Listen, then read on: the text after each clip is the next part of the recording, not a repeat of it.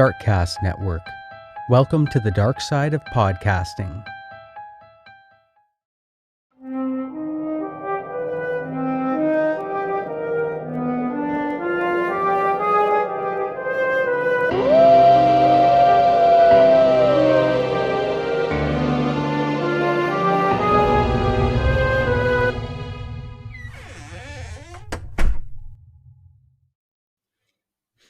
You are listening to Castles and Cryptids, where the castles are haunted and the cryptids are cryptic as fuck.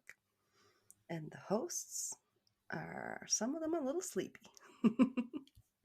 I'm always sleepy when we record. I didn't even tell you, but Sorry. It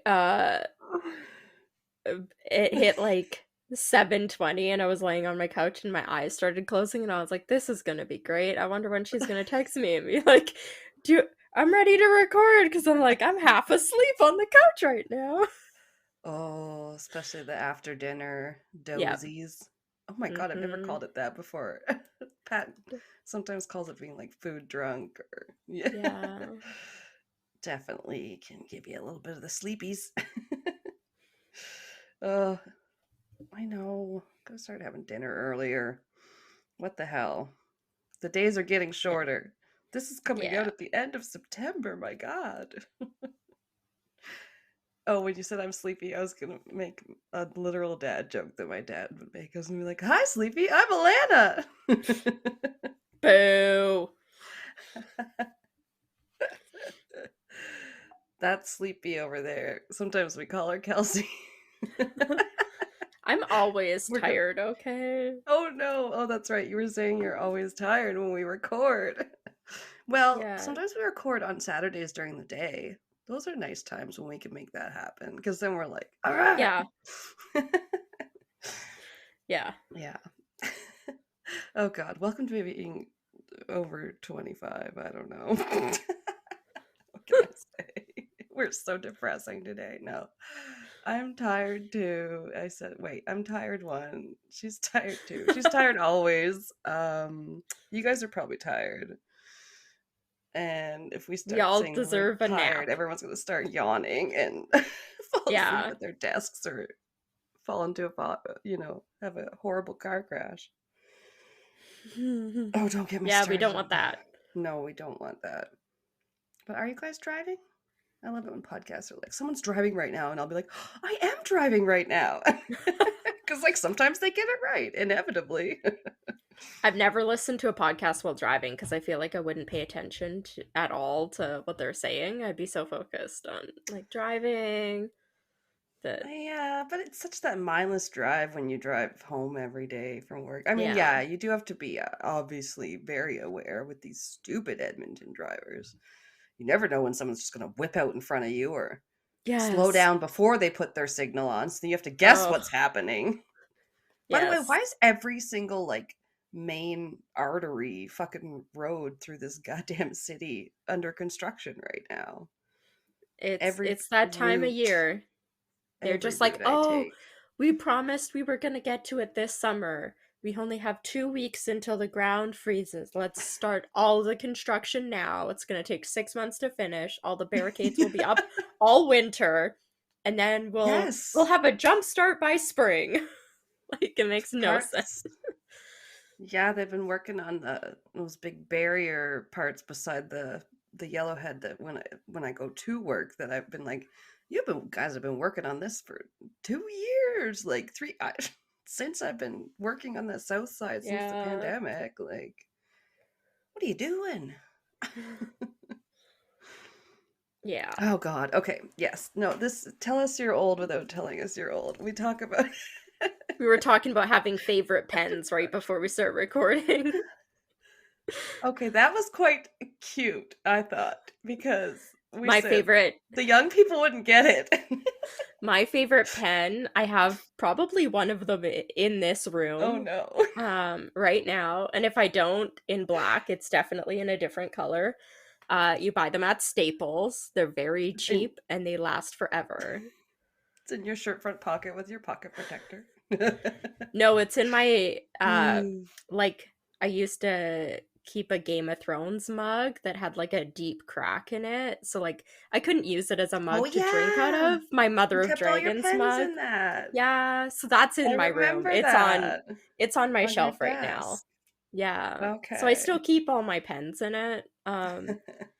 I'm slowly working Does it my way through my inventory of pens I had still from when I worked there because I don't Oh really my use God. pens anymore. It's like writing my grocery list Well, once a they week gave and you like guys pens in the insurance department. In our department, they never went, "Well, your travel, you'll get them from the hotel." I'm like, "Okay, yeah, we got because the we're shitty constantly blue ballpoint like no name pens that are just garbage.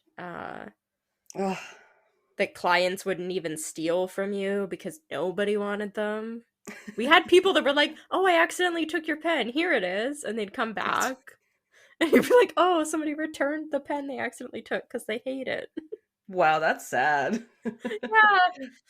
I actually Yeah. do, as I say this, I was the one I have in here for writing down um our episode list because that still goes into a paper notebook On because yours, mine's typed. Mine's on Word hey, Online. did you see how fast I found what those other episodes were that we did? I was like, "Oh yeah, that was January." Yeah. Finally. So I mean, organized. eventually. I just don't like But if I oh, have to change something, I'd have to cross it out and then it's that way forever unless I rewrite the whole thing. oh, shush! I know it So, doesn't look good, but this yeah. is actually an official card of Universal Orlando. Oh no, it's an American Express pen. It says official card of Universal Orlando. So I did get Oh. this for free on a travel agent trip, probably. So you're a liar. No. Yeah, they sent us to Anaheim once. Woohoo! I'd never be able to afford Disney on my own. Yeah. Anywho, this is gonna be a sad episode, so I guess we'll get Yeah. some of the silliness out now because it's about missing and murdered Indigenous women. That thing we Yeah. don't like to talk about, but happens all the time in the US and Canada. Much more than we talk about. So we're It going to talk about it happens today. it happens at like very alarming rates compared to the average population, I guess, when you look at the percentage of the population that is like Indigenous or First Nations versus Yeah. the victims, I guess, of murders or people that go missing. Their rates are Yeah. quite significantly higher than they typically should be based on their percentage of population, which is very sad. Yeah. Yeah. And it's just, yeah, it just makes it very, very dangerous just to Hmm. be, yeah, an Indigenous woman here. Yeah, Just to even be in a woman Canada. is bad enough. Yeah, even in Canada Uh, here, the rates are extremely high. mhm. So, yeah, with Yeah. upcoming like Orange Sorry. Shirt Day and stuff, we Hmm. wanted to cover some of the cases and help highlight some people. I assume with yours, maybe like mine's, I have a number of victims that we know are like missing, that their bodies and Mm, stuff have never been found. So, right.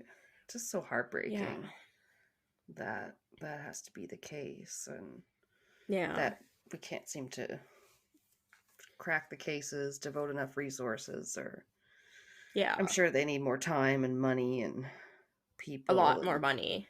Yeah. yeah. Oh, I know. I've got depressing, I guess, stats or I Uh don't know. I didn't get Not really, but too yeah, much you into know. that, but I did find like Yeah. a collection that all ended up being related, based Mm-hmm. on like who Okay. was committing them allegedly.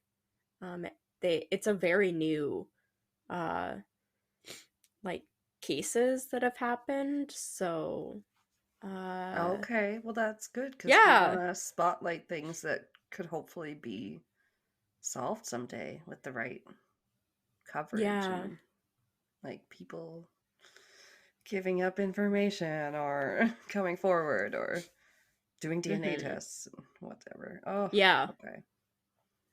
Yeah, I Uh, don't really. Let's just, yeah, we could crack into it. Sorry, this one's not going to be so funny, but our country I also has a shitty past, just like um, Americans are always like, yeah, we never hear about this stuff at school. And I'm like, that's just like, we don't hear about our not shitty really. past Yeah. in school. It's because it's not just like, hey, guess what we did? Like, we like stomped We out this culture or whatever.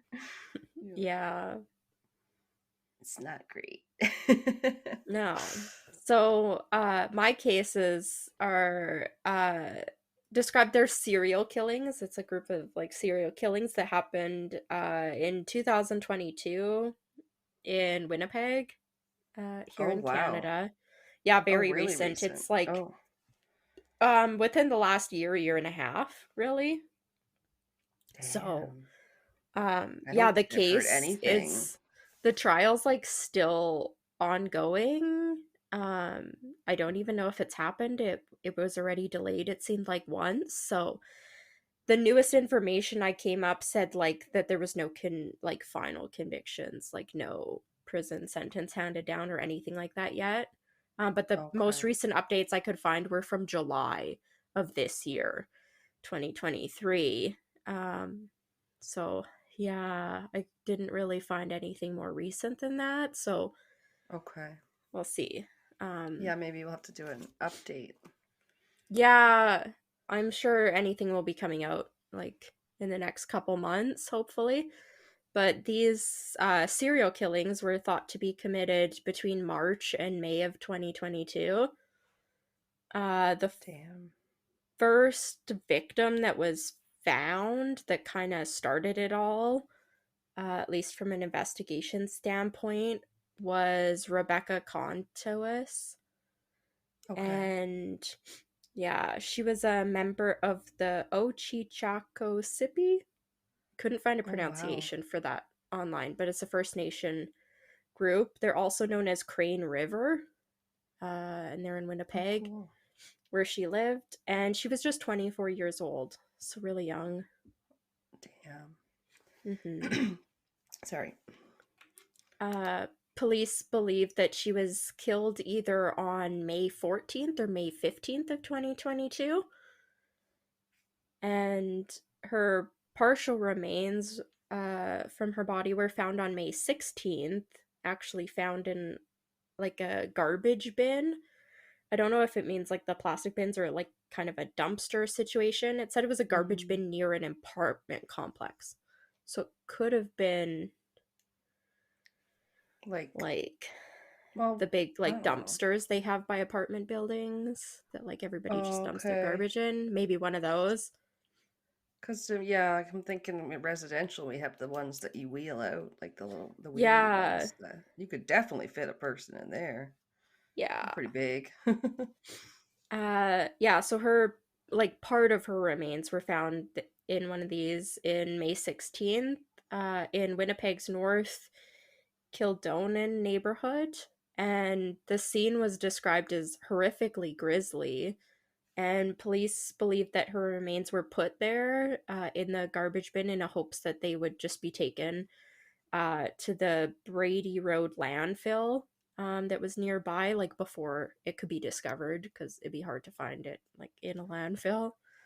Yeah, that's a Yeah. bad situation when that happens. Mm-hmm.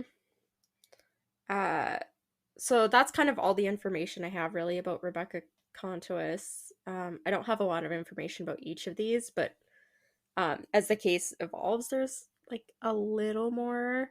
But unfortunately, I couldn't find too much about each of these women, like specifically. Yeah, But it's tough. yeah.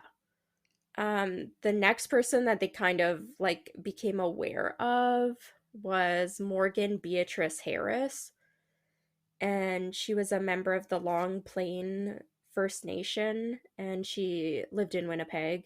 She was 39 years old and a mother of five and a grandmother to one. So like she had a big family who seemed like really loved her. And Aw. yeah. Harris was last seen in the area of Winnipeg's Main Street and Henry Avenue, and police believe Harris was killed on May 1st, 2022, which is the last day that anyone is able to figure out that she was seen alive. And authorities had issued an alert around that time asking for help in like locating Harris because she had been, I think, reported missing or something by her family. I would hope so. Yeah. But dang.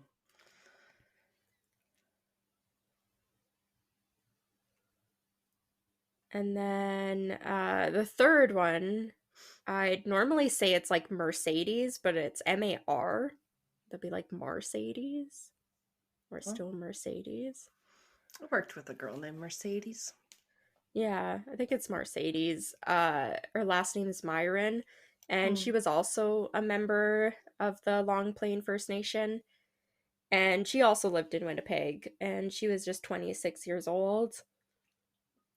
And Myron was Damn. last, yeah, like Sorry. they're all also young. Yeah, that's what I was thinking. I was just like, oh. Yeah.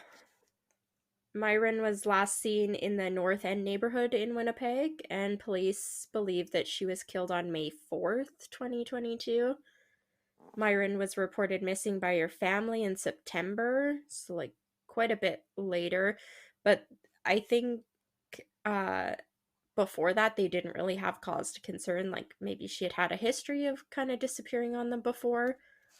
Um, Okay. One source kind of said a lot of these women, their families said they had a history of like being unhoused or homeless from time to time. So, yeah, it could have been one of those situations where maybe they didn't necessarily realize she Yeah. couldn't be located until like months later when it was September of 2022. Oh So no. once they started fearing that something bad may have happened to her, they definitely like reported her missing at that time. That sucks. Yeah. Pardon me. The fourth victim is I didn't try looking this up. It's Mash Kobe Bizhikaloui. That's probably really terrible, but it's she was like originally she was known as like a Jane Doe because she's even now she still hasn't been identified. But once they figured Oh. out or they started to believe she was of uh indigenous descent, different like elder groups and indigenous groups kind of became involved in her case and like recommended instead of calling her like a Jane Doe that they gave her the moniker of Buffalo Woman. So that's what I'll refer Oh. to her as because like and then the police after like she was given that name like police started referring to her as that so Oh, okay, and that's like the the one I proper can pronounce, yeah, so that's what they typical, her yeah. community seems to want her to be called as Buffalo Woman until she can Oh, be identified. okay, um cool. yeah, Well, props to you for so trying to pronounce it. I'm sure there's probably I not too many know pronunciation it's like guides online for, yeah. yeah. So she's an unidentified woman. She's believed to also be of like indigenous or maybe First Nations descent, and she Okay. was believed to be somewhere in her mid 20s and also like living in Winnipeg or um at least like at the time of her death. Mm-hmm. Police believe she was killed on March 15th of 2022. Um Beware the Ides of March. oh, that part I kind of said early. That was just that she was called Jane Doe. Now she's known as Buffalo Woman.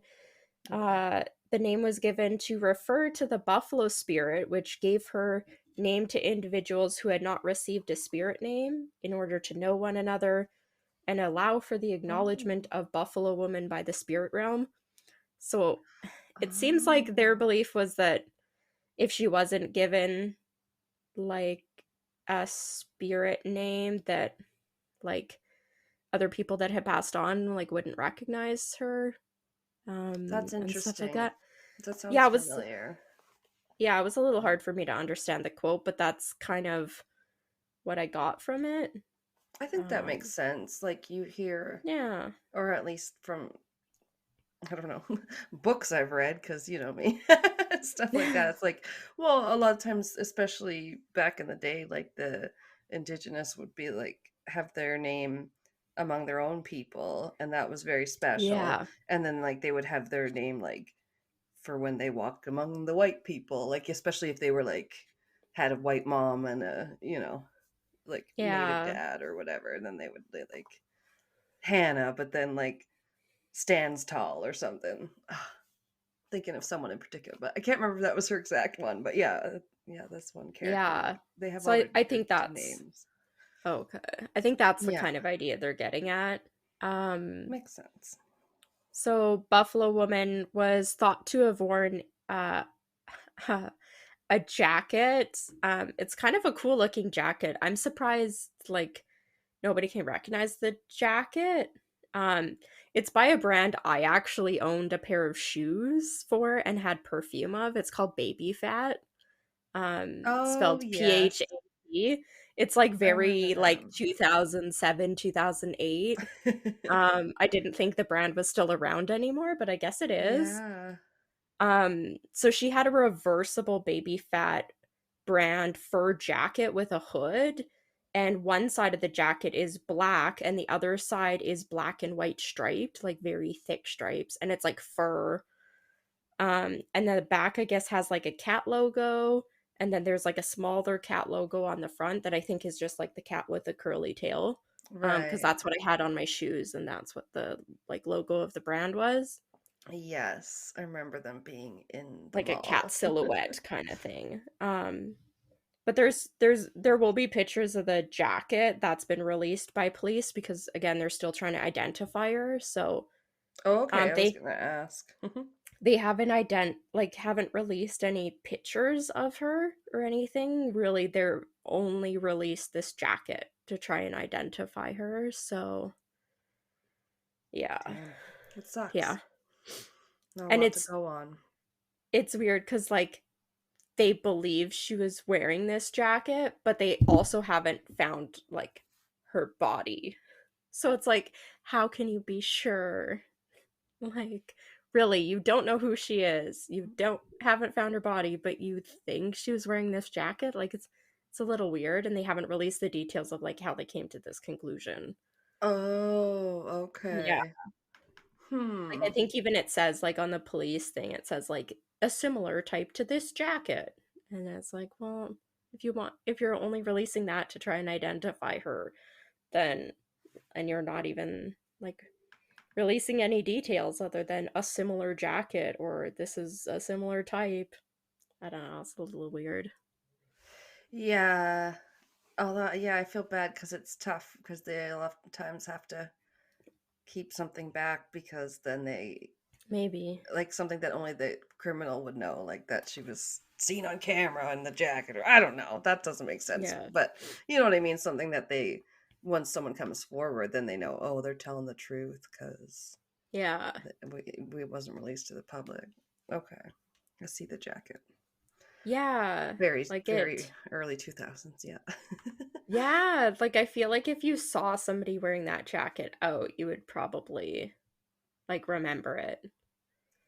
Yeah. And But people like the stripes are pretty like eye-catching, so yeah, it's Winnipeg.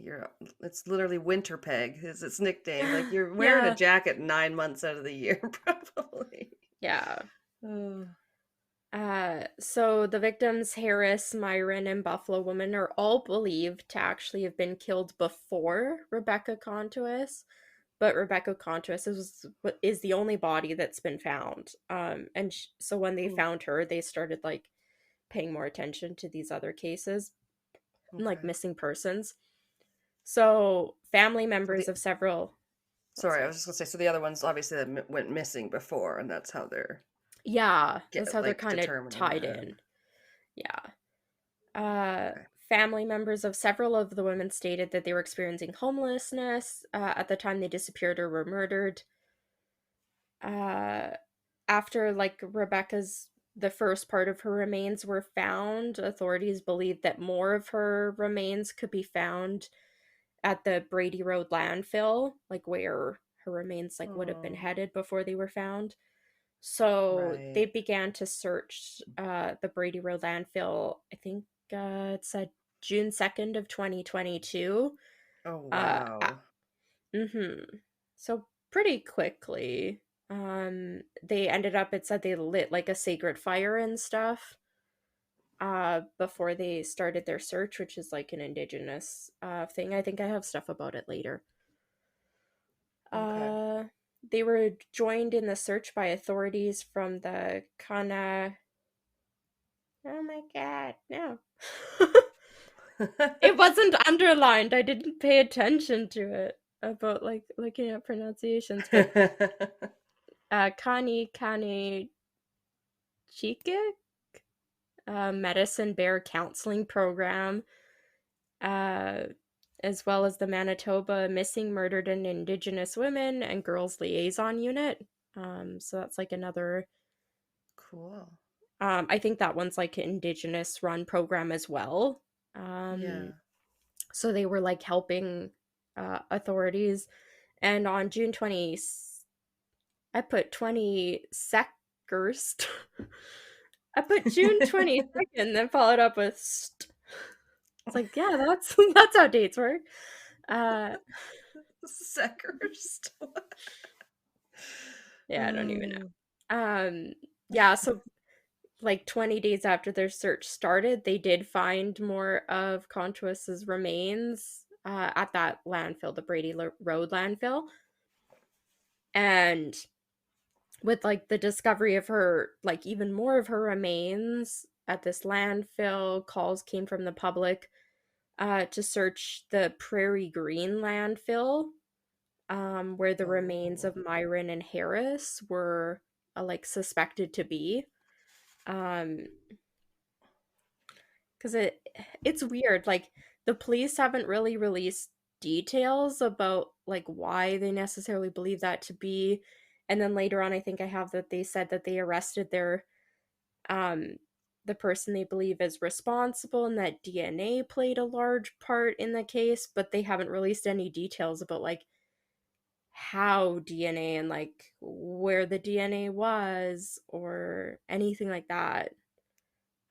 I think because it's still Hmm. fairly ongoing, so maybe when the court case is over, those details will come out. But yeah, it's a Right, little like if she confusing had right the now. attacker's DNA under her fingernails or Maybe, something? Yeah. yeah. But for some reason, the police at the time believed that Prairie Green was where they could find the remains of Myron and Harris. So this landfill was briefly shut down in June of 2022. Oh, wow. At the time, like it's not the same landfill that Contois was found in, but when they did shut this one down, it wasn't disclosed to the public until a later date. And homicide investigators determined that it was likely that the women's remains could be found at that landfill, the Prairie Green landfill. So obviously, with them like saying this, the family members of the still missing women, along with the rest of the public, really were putting pressure on police to continue searching the landfill. Yeah. That's Which I such a think is big how job. Oh my God. it's a lot. Yeah. Um, yeah. It's like that Uh, episode of The Office where, oh no, the leads. I put them in the garbage. The garbage guy picks up, and then Michael makes people go to the dump with him. yeah, like it's brutal. Um, That is not sanitary. no. Yeah. Um, it says in months later, in December of 2022, sorry, police announced that it was not Oh. feasible to search the site for Myron and Harris's bodies. Like, basically just said that they weren't going to do it. Um, Hmm. this is from Wikipedia. Oh, that's basically the same sentence I just said. And then continuing, I was like, that's literally exactly what it said. Um, it Something for the says outtakes. No. Premier Heather Stephenson called for operations on the landfill to be paused on December 8th, 2022, but announced on December 15th that only a single cell's activities were paused following announcement on December 8th. The federal government announced on December 15th, 2022, that it will cover the cost for an Indigenous-led feasibility study on the recovery of the remains at the landfill. And Oh my Stephenson God. pledged support for the study following day. So, like, we're going to do a study that's going to calculate the What? cost to search the landfill instead Like, of just completing the search on the landfill and then, like, fuck approve it later. Like, Jesus. So they're stupid. really convinced that there's something in the landfill. They are, but they aren't willing to do anything about it. Um, yeah. They're like, they're definitely in there from what we understand, but we're not gonna search it. Uh, yeah. It's like a bunch of bullshit. Um, I mean, it would be very costly, I'm sure, and I'm sure it's yeah. not. It sounds like extremely difficult, but yeah, that's a tough call. Like, you don't want to Yeah. be charged of being like, well, we don't have it in the budget, or like, Right. Um, oy. yeah, the last part from Wikipedia that I saved was saying that the Assembly of Manitoba Chiefs, who oversee the feasibility study, states that a search could be undertaken as early as April of 2023. Um, so that was kind of where like it left it. They were like, okay, come springtime, we're probably gonna be searching the landfills. Um, Ugh, I okay. don't really know what happened between December when they said, like, in April we're gonna do this, and this point, because on May 18th of 2023, they arrest Jeremy Skibicki, who's Mm, 35, and charge him with the killing of Rebecca Contowis. Um, this is what I kind of mentioned. Police said DNA okay. evidence was crucial to the case, but didn't elaborate how in any way. They just said it was crucial. Okay. Yeah. So we don't Um, know if they did search the landfill because they were supposed to do it in April, and then this came out in May, right? yeah. Hmm. I'll get to it in a bit. Oh, It's okay. it's a pisser though. Yeah. It's a pisser. Whoa. Um, It must be. I yeah. don't think I've ever heard you say those words. I have before. It's what Crimes and Consequences always says. That was a pisser. Oh my gosh. I do Yeah. that where I'm like, oh, I'm starting to talk like them. Um, yeah, so getting into like who this Jeremy Skibicki is, from the information I could find, um, on December 1st, 2022, um, that has to be wrong. That's Oh, confusing. that went No. back December 21st, 2023. That's when it happened. We've gone forward in time. Oh well, I guess it doesn't really matter. So, um, yeah, it must be May 18th of 2022. I meant that he's charged with Rebecca Contois's murder because then on Yeah, December I thought you said 1st, May. Okay. 2022, Oh, Skibicki is charged with 3 additional first degree charges for murder for Morgan Harris, Mercedes Myron, and the Buffalo woman. wow. Um, Okay. yeah, despite all the victims being Indigenous or First Nations, the Crown did decided not to lay any like hate crime charges against him. And it also said that these charges, um, what? I worded this so weird. Like the First Nations in the area really wanted those charges to be laid against him, and they had chose not Right. to because they felt like he had been targeting these women based on their like cultural background because he had killed Interesting, but like I presumably haven't. killed 4 of them. Right. But then they usually just they call that like a serial killer having a type or whatever. Like I've never seen that classified Yeah, as a hate crime before. But yeah, it does seem racially That's fair. motivated. Yeah. Yeah, I would have to agree with Um, that. yeah. A candlelight vigil was held outside of Skibicki's home on December 1st, 2022, after he was like now charged with all four deaths. Wow, okay. And it was held for individuals grieving the loss of the women and like their loved ones. And Skibicki's representative said that his client had stated that he would be pleading not guilty, like when it would go to trial. Boo. Um, some interesting information I ran across in one source really um, had the best kind of information. It said that investigations by CBC News revealed that Skibicki had a known pattern of spousal abuse, with two previous partners having been allegedly assaulted, threatened, and raped by him.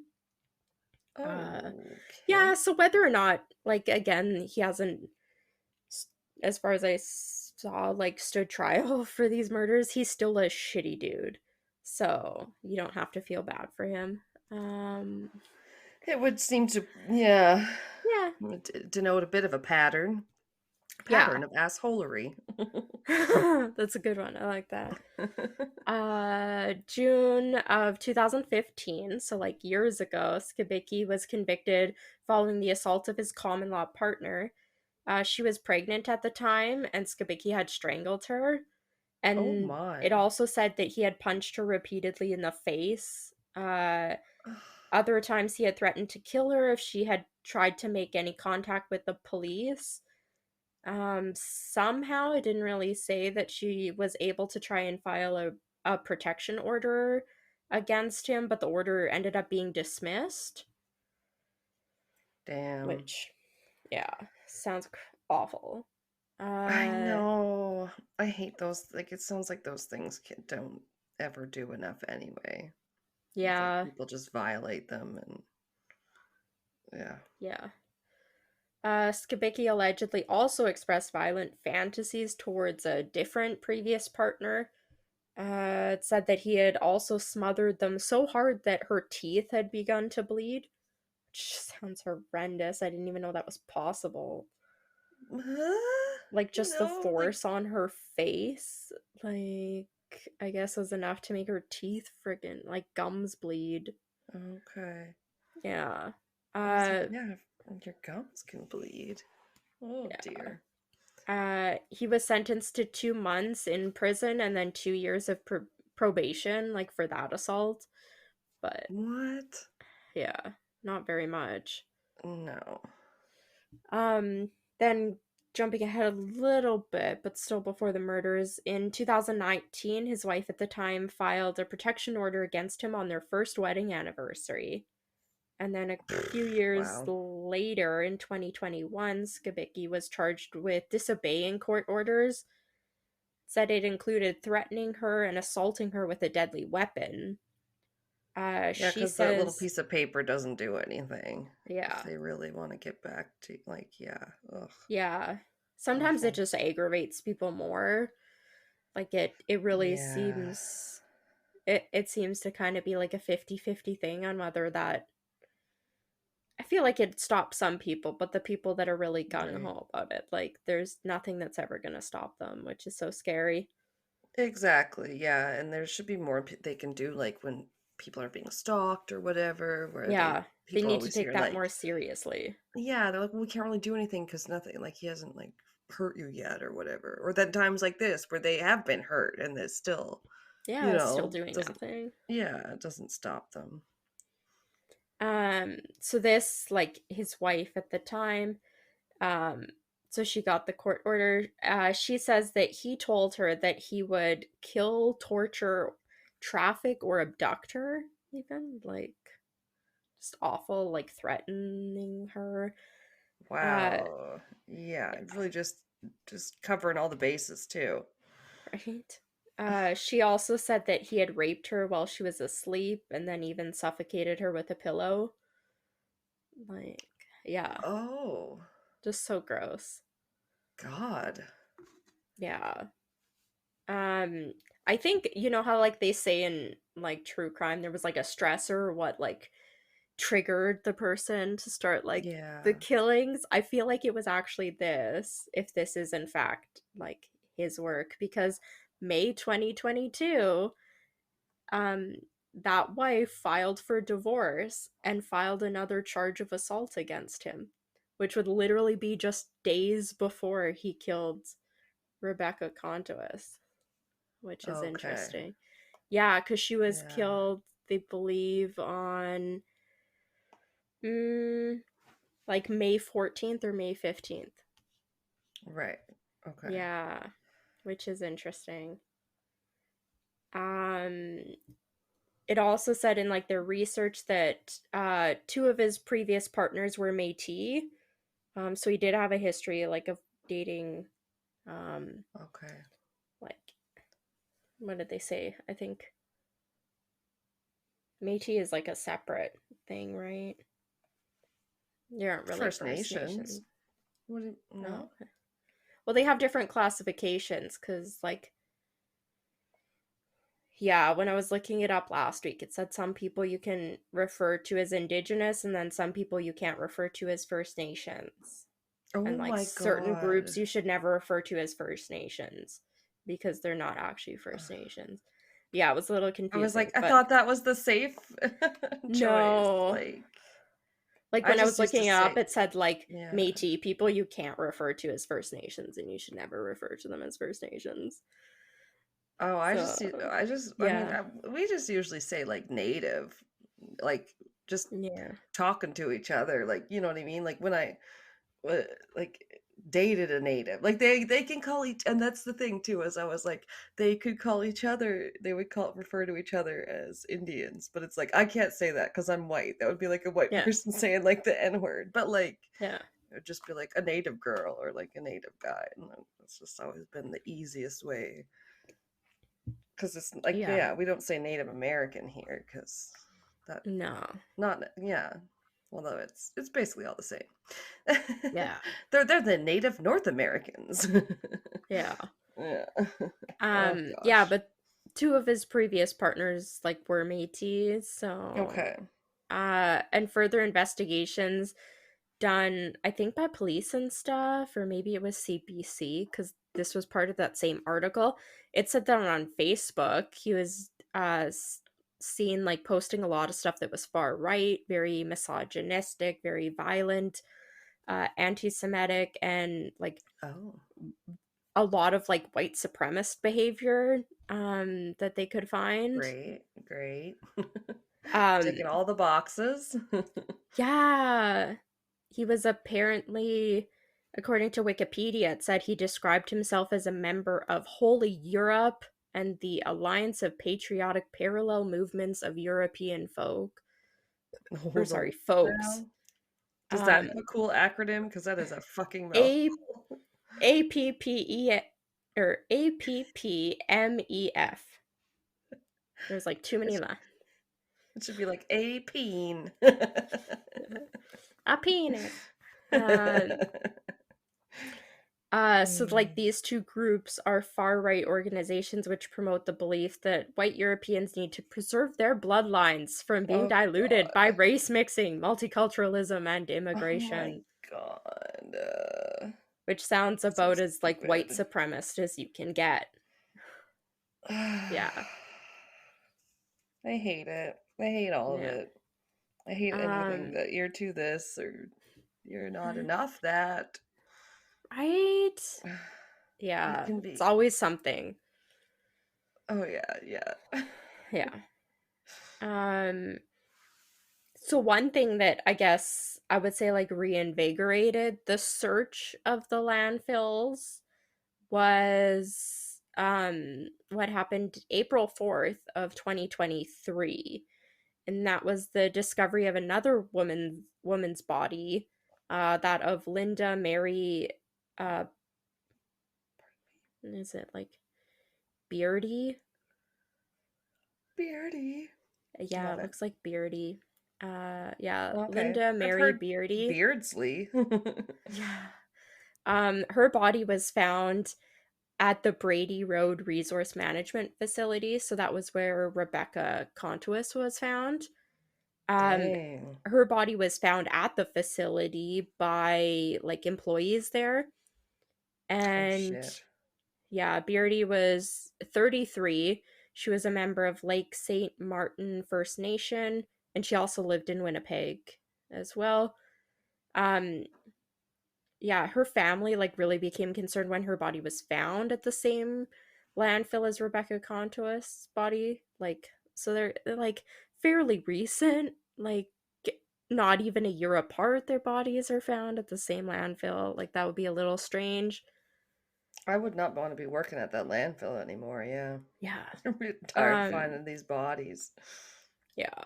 So, like, this discovery kind of reinvigorated and renewed calls from the public to start, like, their promised and expected searches of the landfills. Like, they said they were going to search them in Yeah. April or planned to search them in April for the rest of the remains.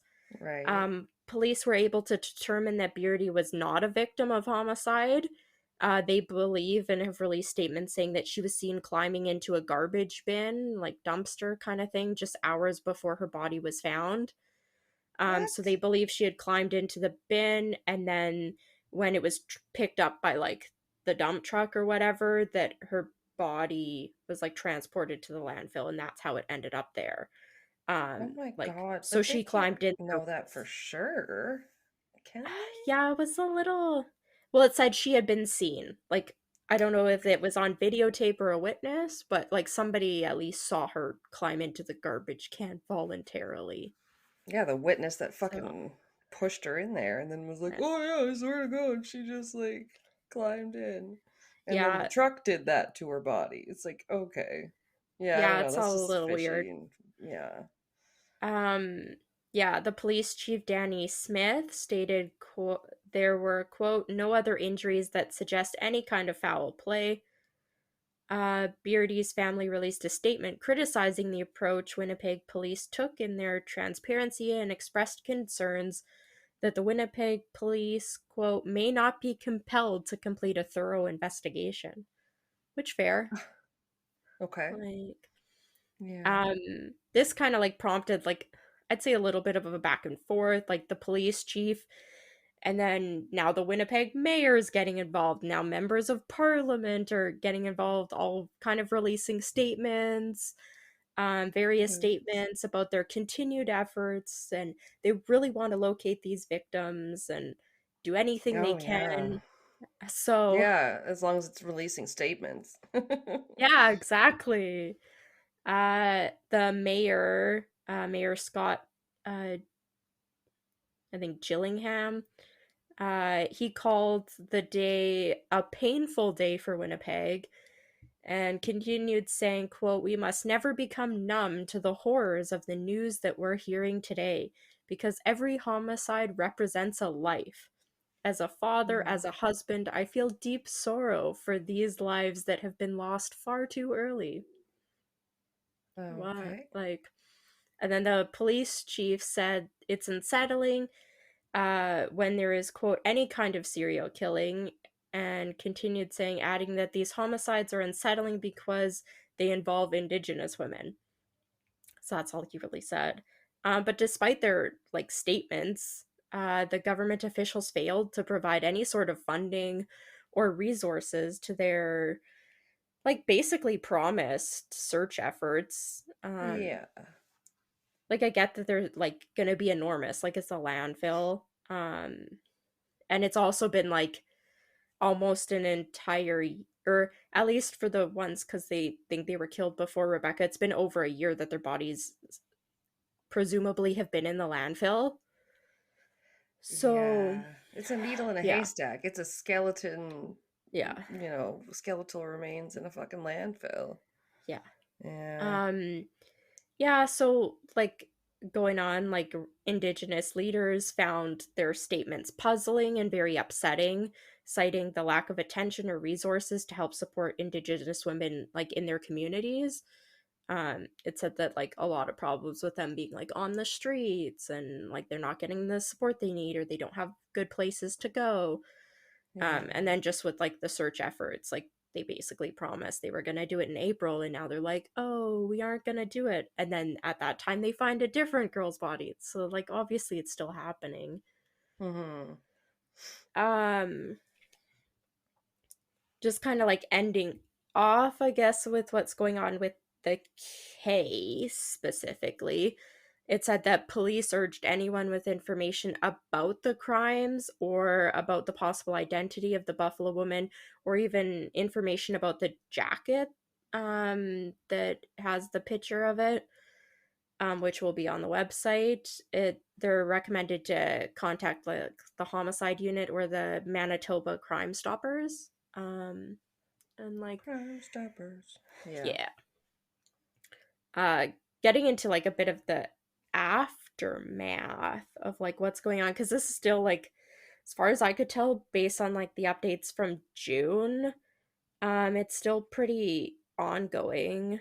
I have like a bunch of quotes, but maybe I won't do too many of them. But basically what happened, they set up like the family members set up like this camp that they originally called Camp Morgan. It was set up by Cambria Harris, daughter of Morgan Harris, one of the victims. So they set up like a sacred fire that they've had burning since December of 2022. So it's been burning for like 8 months. And it's her and a bunch of other protesters, and they were protesting outside of I can't remember which landfill. I don't know if it says, but they at some point for like a couple days they had blockaded the trucks like from entering the landfill and like everything like that. It said that like there's like a crazy amount of garbage that gets dumped there every day. Yeah. Along with So the bodies, if it's the one where they found the remains. Like they're really just trying to get the landfill searched for their loved ones. Let's see. I'm trying to figure out like which maybe one of these best quotes would be. This one was pretty good. This is when they were interviewed like at their kind of protest there, saying, quote, like the women are lost souls at this point, so we need to keep it burning. I think they mean the fire, and to let them know that we're there for them, as well as bring their remains home and ensure that the landfill isn't their final resting place, or for anyone for that matter.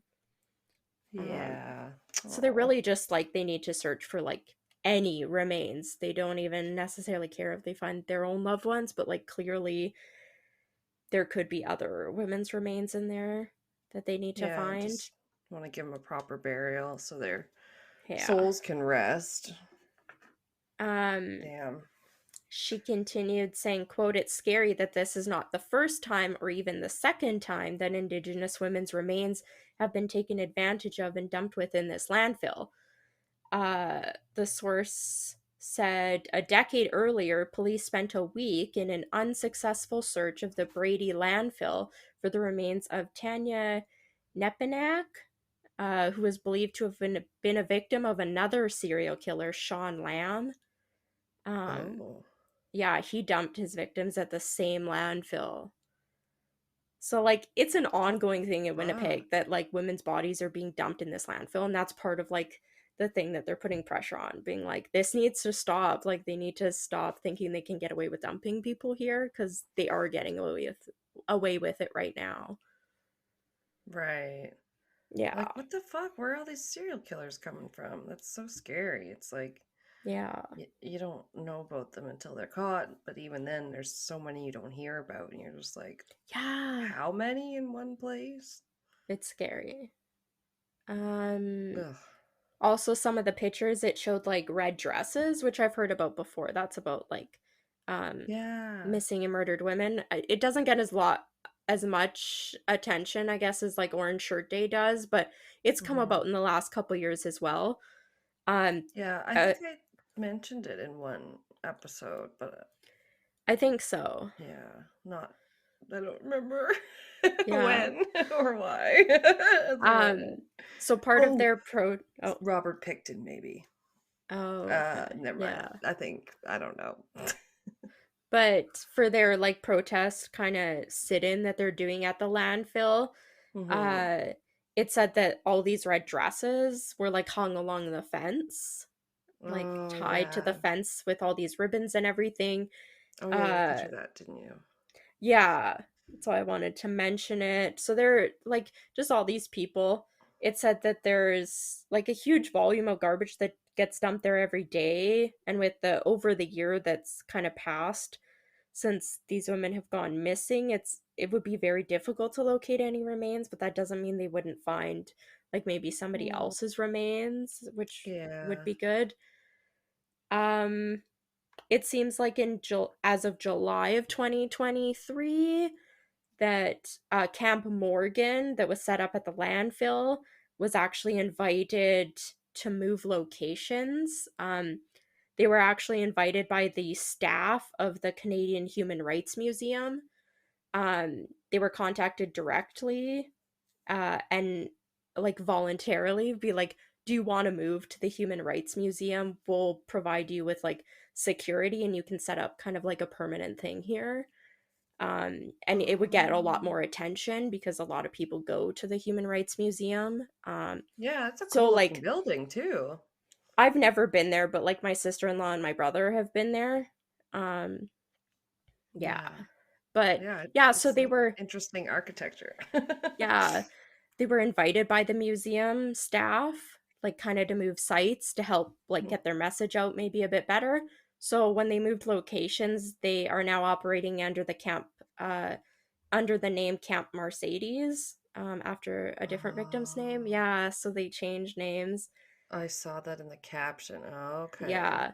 And that Interesting. was Mercedes Myron's sister, Jordan Myron, said that they wanted to set up the second camp, first of all, to keep her sister's spirit alive and her name, which is nice.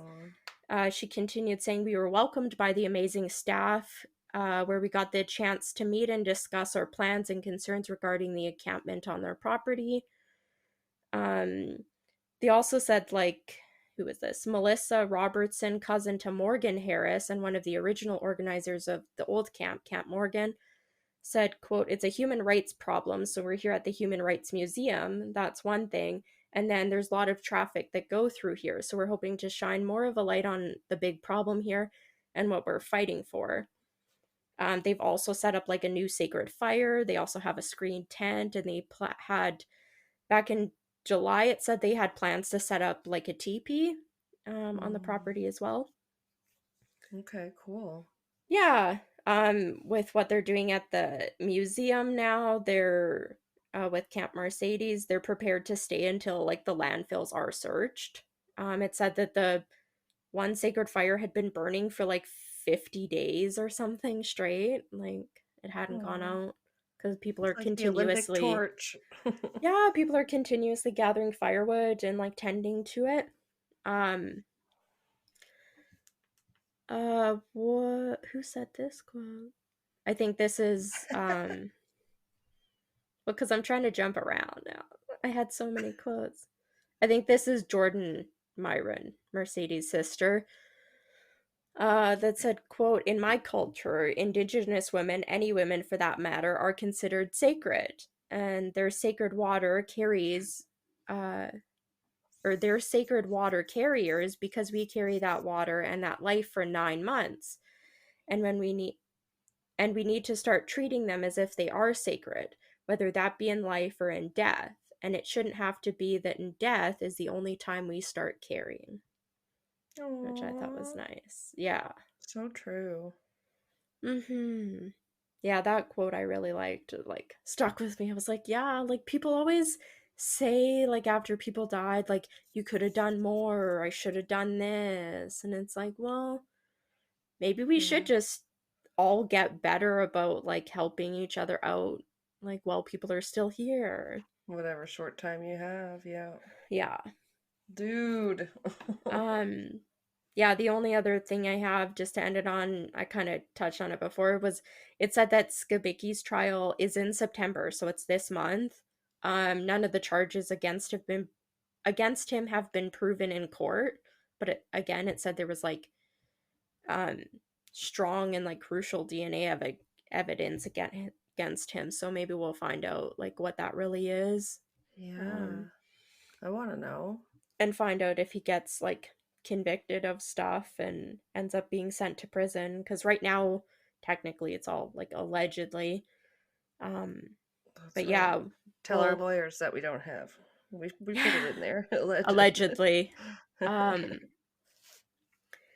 We need a yeah, sound bite. The allegedly. one from the letter Kenny got one. Everybody's just saying allegedly. He fucked an The ostrich. Yeah, Allegedly. ostrich fucker, allegedly. Oh Yeah, we'll have God. to follow up, or I'll have to follow up with this and see maybe in a month or so if we have any updates. We can let you guys know what's going on. But yeah, Yeah, there might be an update. Yeah, that would be good. yeah, as far That'd as be I good could to tell, know. they have yet to search the landfills, and we're going into another winter. So I think that's like garbage. They didn't do it at all this year, like they said they were going to. Maybe they know more So now that they have him in custody. I don't know. I can Yeah. only hope. I can only hope they're like able to locate them, because just like the daughter said, like I wouldn't want the final resting place of them to be in the landfill. Like that's just No. awful. Yeah. Yeah. Truly though. Well, thanks. I hate it. You're And what are welcome. you drinking? I This is, out of all of those beers I got, this is the worst one. Oh So no. yeah, Bad beer. boo. I'm drinking bad beer. I don't even like beer, but this distinctly is like my Oh least no. favorite. I'm struggling. People, Uh, you gotta, we're particular about beers. Like, even people that like beers, like, gotta like a yeah. certain type, but I only like a couple different kinds of beer. Yeah, this one's not my favorite. Some of the other ones I saved for the end are like, there's one that's a mandarin orange Oh, ale, yeah. and then there's one that's rosemary and something, and another one that's like Hmm. blackberry. So I saved the fun ones that I thought I would like the most to the end, and I've been drinking the plain, like different beers. Like a variety First, pack thing? I was at the liquor store and it was like kind of make your own 6-pack thing. So they Oh, charged me yeah. for the can separately, but I bought like 2 6-packs of them because I liked the can designs. Yeah, I'm one yeah, of yeah. those people. I really just wanted to keep the We've talked cans. about this, yeah. So I know, I like a yeah, good can, or like people will yeah, buy, a nice looking bottle of wine just because it looks cool. yeah. And the Yeah. ones I got, um, they're from the Sea Change Company. They're a brewing Oh, company okay. here in Alberta. And I Right. really like whoever designs their cans. So yeah, They that's kind mainly of why I remind bought them. me, yeah, they're reminiscent of the Bat Squatch, like the Rogue Brewery. That's what it was called, right? Rogue Brewery? Yeah. I think so, yeah, that like kind of cool logo. Yeah, yeah, Um, it's this one's similar. this one's a wolf. It's pretty cool looking. Ooh. Yeah. Okay. Yeah, I like the cans too. Yeah, so I was like, I told the girl at the liquor store, I said, even if I don't like it, I'm keeping the cans. We'll just Oh my never buy it God. again. But yeah. The blackberry does sound nice. That did remind me that I Yeah. do like a good like blueberry Mm. beer because it I reminds never like had it, but that would be no. cool. Is it Oh yeah, it's sweet or good. are they like tart? Because sometimes blueberries are tart. I don't remember them being overly sweet, the ones I've tried. But it Mm. does reminds me because the yeast and the blueberries of like eating a blueberry bagel or something. Okay. It gives you that I kind of like vibes. blueberry bagels, so Oh yeah. that wouldn't Oh be too yeah. bad. I could be down for that. Oh shit, what was I gonna say? Oh yeah, you said the 6-pack. Oh yeah, you're gonna Yeah. keep the cans. Oh my God, I remember. Oh, because we just watched the Phantom Menace again the other day. It came out. I was a kid. They had all these Uh, promotional stuff. They had all these different the Pepsi Coca-Cola? cans. Yeah, Oh, the or yeah, Pepsis. Yeah. I think it was Pepsi, and like it'd have Yep. like Anakin and then Yep. Amidala and yeah, Jar Jar and all this. I like had a whole bunch just like sitting in my closet. I don't even know what I ever did with those. Like, what My was I gonna do with dad those? My dad has most Star Wars stuff and a lot of Harry Potter stuff. Those were Oh two of my his gosh. biggest ones, but I know we have cans of those that we emptied and drained. That are Yeah, somewhere. He just as used a to keep collectible. he Yeah. used to keep all of that kind of stuff in the like maybe like hideaway thing kind of like under the stairs. Um Okay. Well, and he that's would appropriate for Harry basically Potter yeah memorabilia. getting shoved under the stairs behind a piece of plywood. Um Yeah, just one or two of each of the things, and then yeah. if it does get worth something valuable someday.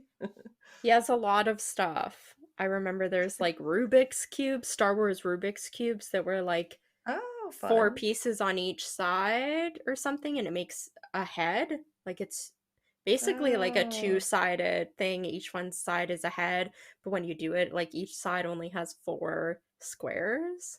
So it's only like yeah, eight like a pieces. simple Rubik's Cube. And it was like Star Wars characters, and we Huh. had one set of them. He let us mess up, and we could never get them fixed. Like it didn't work. It was so messed up. I couldn't figure out how you were supposed to solve a Rubik's cube with only like eight squares.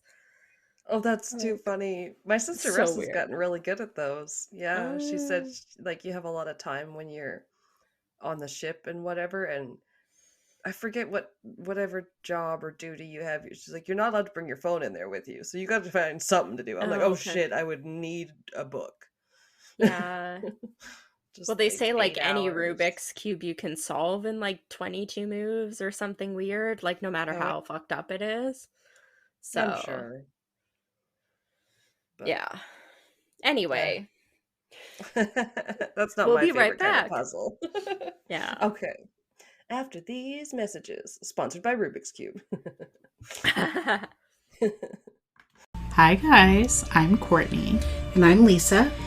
And we are the hosts of The Book of the Dead, a true crime podcast based out of New Jersey, where we tell you about the most obscure cases that you may have never heard of. So join us in the Book of the Dead library for another chapter of the Book of the Dead wherever you get your podcasts. Bye, guys. Anyway, are we back? I don't even know. Maybe. Hi, we're here. We're back and blathering about things again. Can you hear me, Sonny? Speak up. I can hear better in this ear. I can And I, taste color. and I can't see anything smaller than a 12-point font. Yeah, we were talking about font sizes. Oh.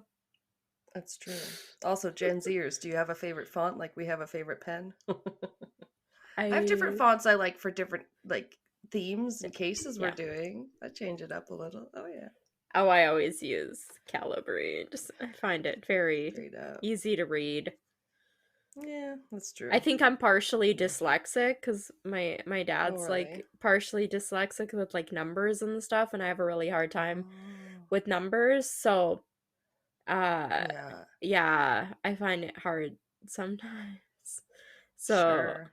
I I hate find the when you one get a font. quote and then it's not your font. You got to go with the other, or you can change it, but Yeah, then it at the doesn't stand end, out. no, I just save all my after I have all my notes, I go through and then I just copy, select all, change all the font, all the size. Like, Well, we do our notes very differently. yeah, we Yeah. do. Well, I don't write any of it down because that would hurt my hand too much. So, Yeah, yeah. But she does yeah. change it up. She doesn't just use e- everybody else's words. No, I compile like from all my sources and retype basically everything other than my quotes or what I say I got from like specific articles, like a paragraph at a Yeah, time I or quoted a something. lot Sometimes I this keep time. so Sorry. yeah. Yeah. Sometimes there's good stuff and you're just like, damn, this person like wrote this out like really well and easy to follow. So you're like, yeah, I'm just gonna quote them for 6 paragraphs. Oh my It happens. God. I'm coming into that with the one we're working on for Patreon, where I'm like, this timeline is amazing. Wait, do I need other sources? Yes, I do. I need some contact. I need some meat. Yeah. But it's been great. Anyway. That's good. I like a good timeline. I have one on mine that's like, I think it's a timeline. Or it has like a timeline of the case. Oh, damn, I missed. Sorry. Flies. Yeah. I think I left that in our last episode. It was you. You went, damn, a fruit fly. Then, oh, God. fucker. That was really well timed. Like an inch from my face. It's like, get away from me. Okay. I'll stop disrupting. But one got in my drink the other night. yeah, that's what I'm worried about. I'm like, gross. This is the only liquid in here other than a hot candle. I'm like, I don't want it to go in my drink. Liquid. It is a liquid. The candle is completely melted. Hot wax. Yep. Damn. I'll take the turtle blood, thanks. Call back. Melted wax is a liquid, okay? My statement stands. Oh my god. Quick tangent anecdote. Did I tell you that Rain had to get rid of her pocket knife, Swiss Army knife, because she No. didn't think that was something she could. She's just, I always have it on me. I didn't think. Do you think that they're gonna care if I bring that on the plane? Yes, I do. Yeah, 100%. Just care if you after I bring had nail checked my checked clippers. bag. Immediately after I had checked my Aw. checked bag. Like, honey. No. So then we're running around trying to, well, maybe you can try information or security or somewhere where we were gonna ask, but we didn't know where that was. And I was like, we can't miss our flight over this. And then so she tried stashing it. Like, Oh my god. behind this remote like ATM. I don't know. It wasn't there on the way back. But my mom No. sent her a, because you can mail whatever the fuck knives you want. My mom sent her a Yeah. new little Swiss Army knife or whatever. She felt Aw. bad. Oh, thanks, Mom.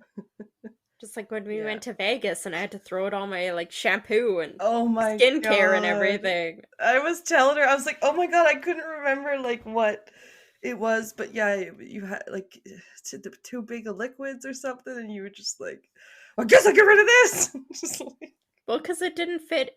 I guess it didn't fit in the bag, but everything was like in very small amounts and labeled. Like, fuck they are you. so picky, and it's like different at every airport. So you're like, Yeah. I don't know. Oh yeah, Rain was stressed when we came back through. Where the fuck? Whatever. They had to unpack because by the time we come back from my mom's, she had a suitcase because Mom had bought an extra cheap suitcase, like a 3-piece suitcase set for like $10 or something. Oh wow. So then we had like this extra like carry-on suitcase, and then we had packed all the weird stuff that Mom had given us. Like, do you need another paper towel holder? Here's a marble one. I was like, what? Okay. Weird. And then we packed that amongst like a bunch of clothes and stuff, like Rain's clothes and overflow of. Because my mom always buys us tons of clothes every time we go back. So anyway, and then they're like, we have to unpack this because we couldn't scan it when we scanned it, we couldn't see everything. It was just like packed too tight. Too And tight. Rain's like, oh my God, they're gonna lose all my stuff.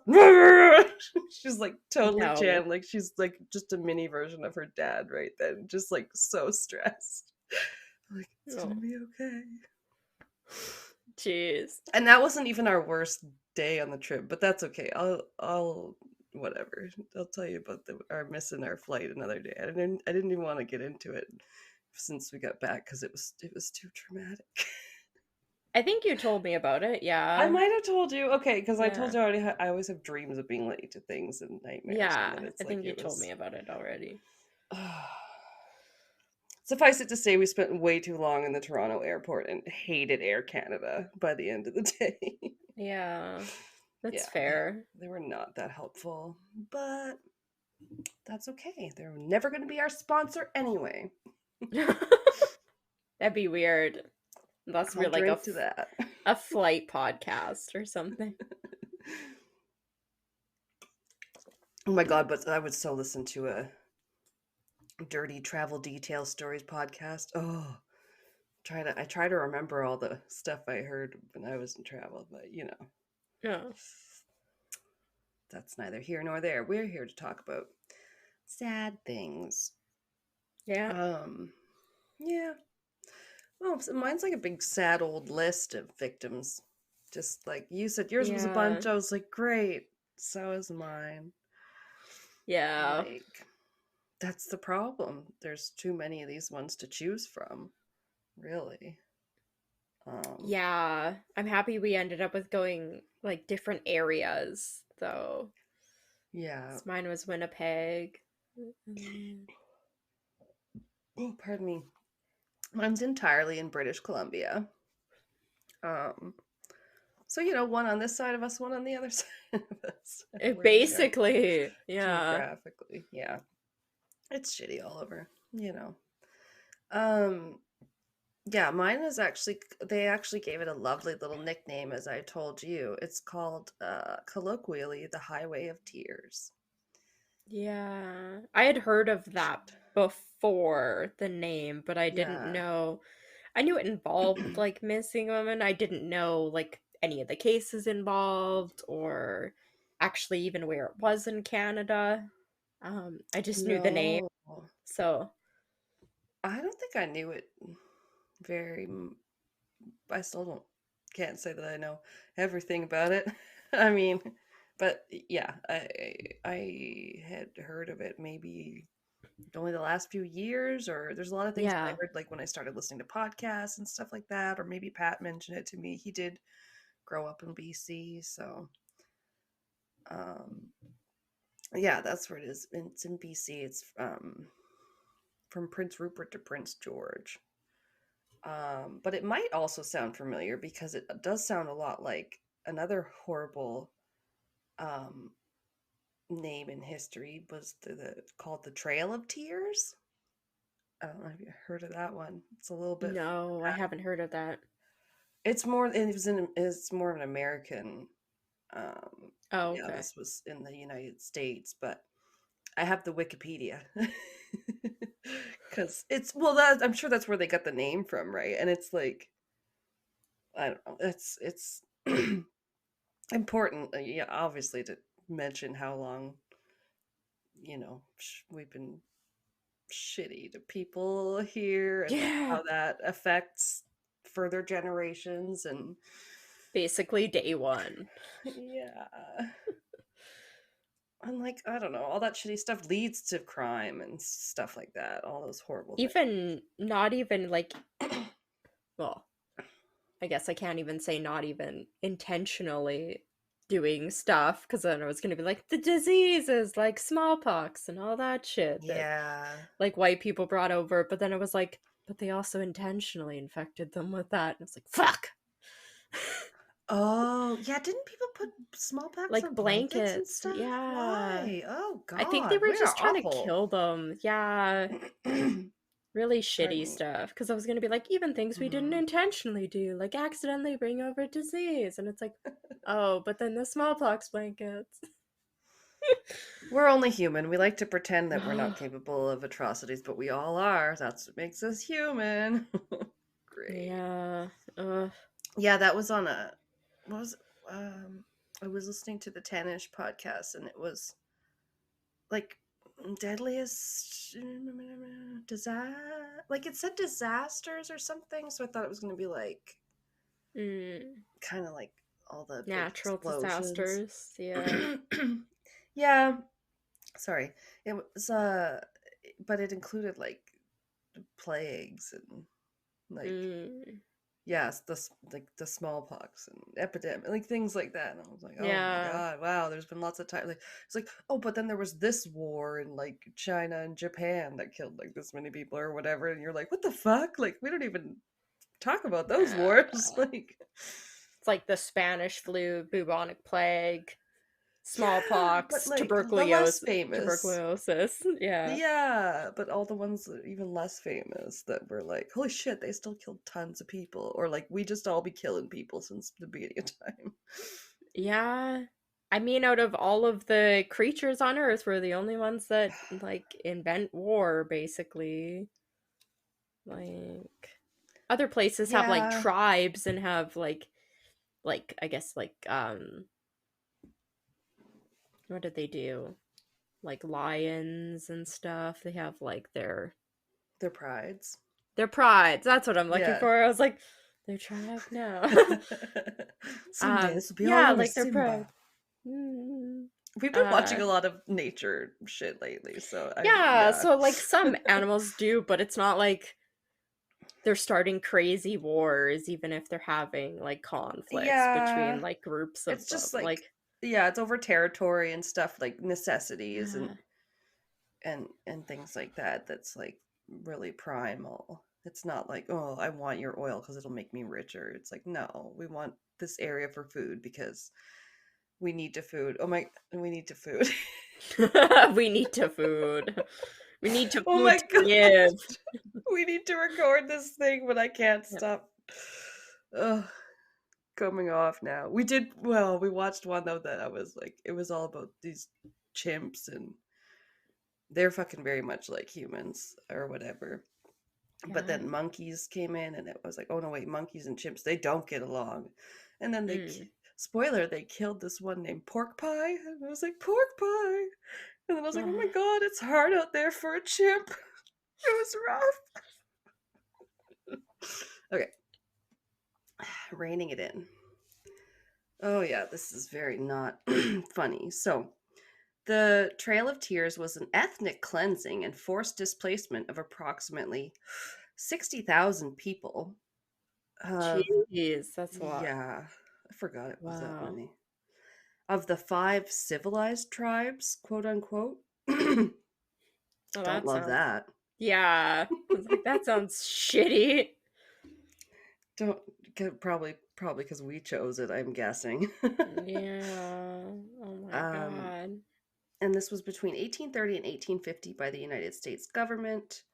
So, as part of the Indian removal, members of the Cherokee, Muscogee, probably saying that wrong, Seminole, Chickasaw, and Choctaw nations were forcibly removed from their ancestral homelands in the southeastern United States to newly designated Indian Territory west of the Mississippi River after the passage of the Indian Removal Act in 1830.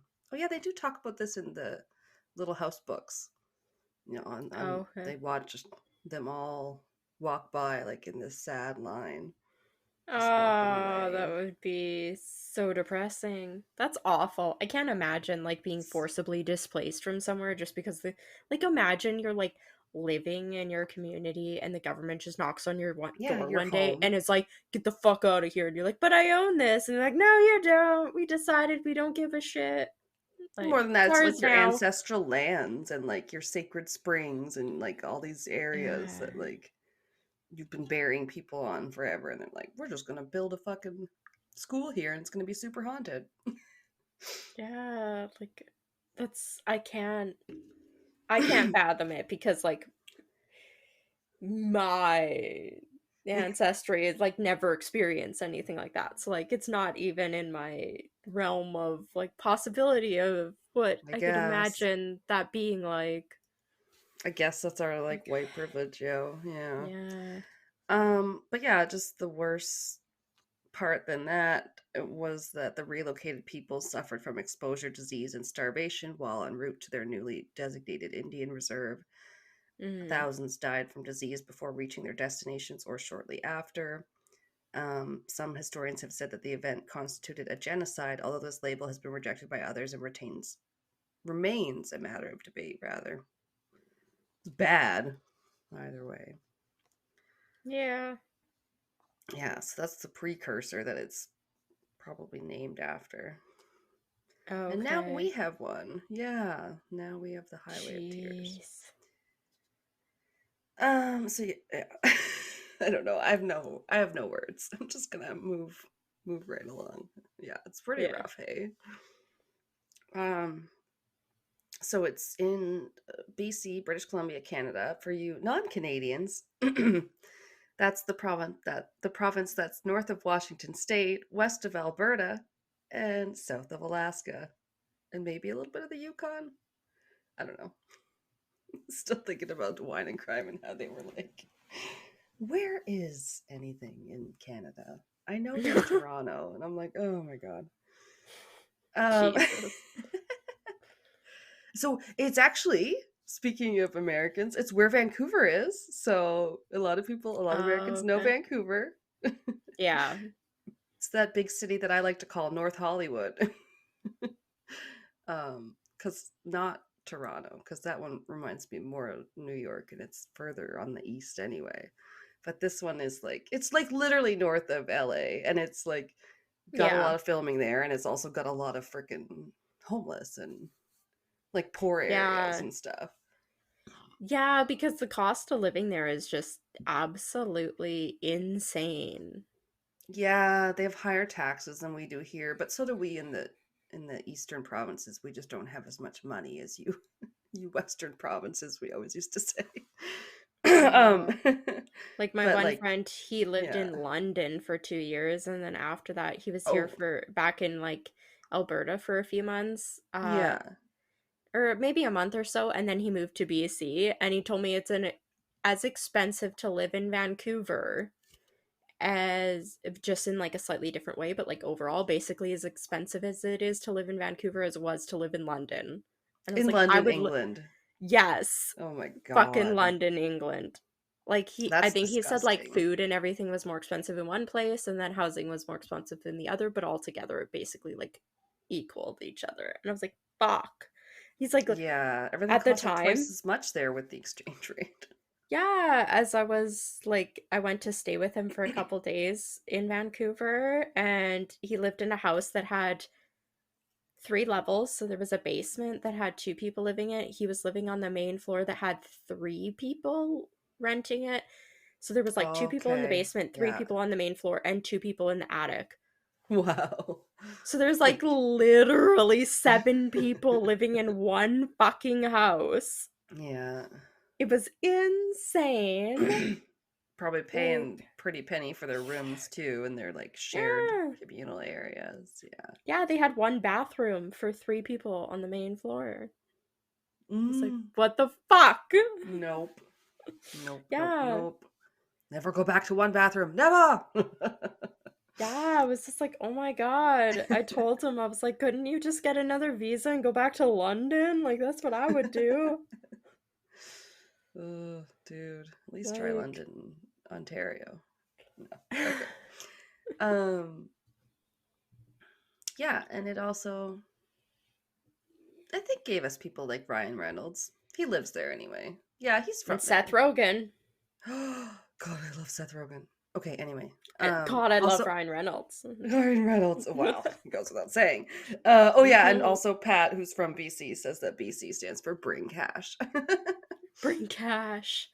Really? Yeah. Um.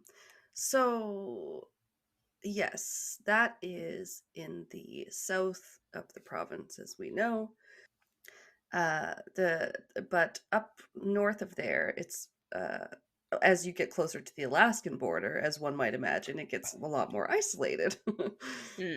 Yeah. Yeah, a lot fewer people living up that way. I mean, we're actually quite a bit north of Vancouver, but we are a big city. They have Yeah. like a lot of small communities. Yeah. Um.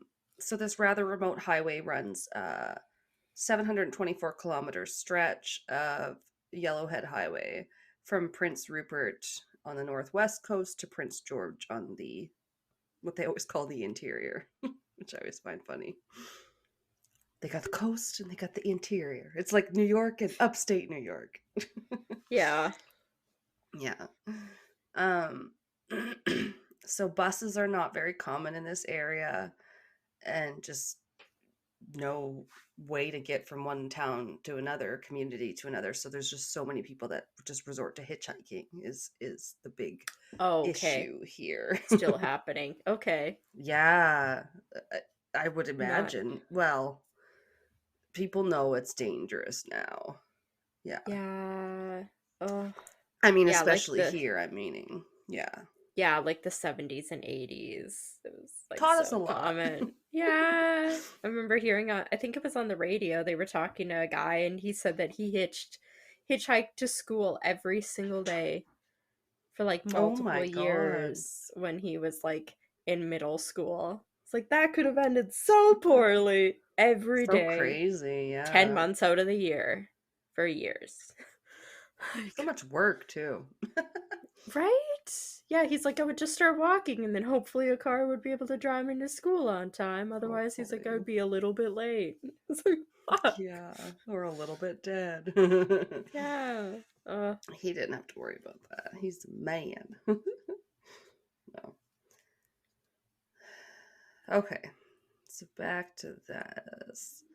The exact number of women who have disappeared or been murdered along, I said it's called Yellowhead Highway, which, as you know, comes all the way to here. Yeah. I drive on it all the time. But it's also called Highway 16. The RCMP, so the exact number of women who have been disappeared or who have disappeared or been murdered along Highway 16 is disputed. Oh my God, I can't talk.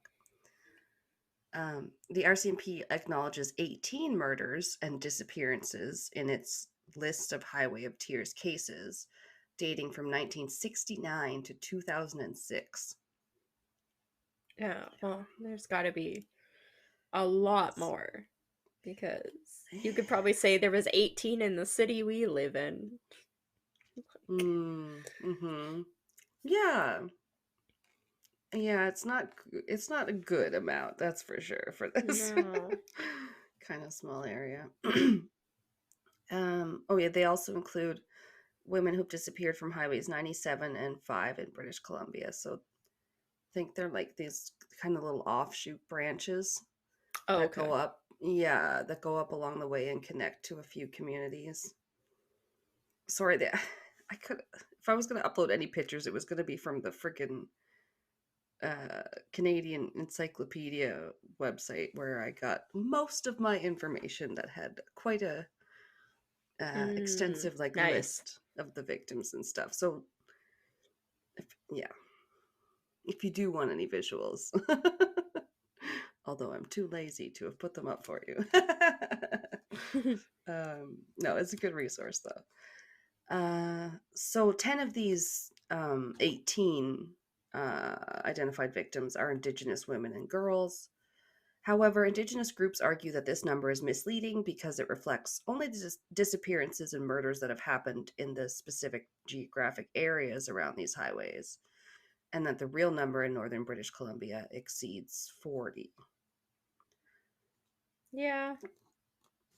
Yeah, it's probably a good guess, hey? I mean, disappearances on highways, I just feel like are probably fairly high to begin with. So them to only say 18 Yeah. seems like a very low number. Going back from like Right. 1960, that's to like 2006, you're basically saying for 40 to 50 years, only 18 people disappeared in a whole province. Like, I mean, you hope for a much smaller number regardless, but yeah. yeah, just seems pretty Eh, unrealistic. I guess.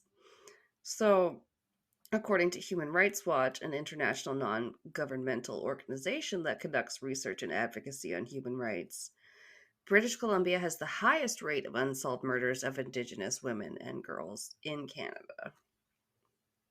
Oh, Kind okay. of sucks. Yeah.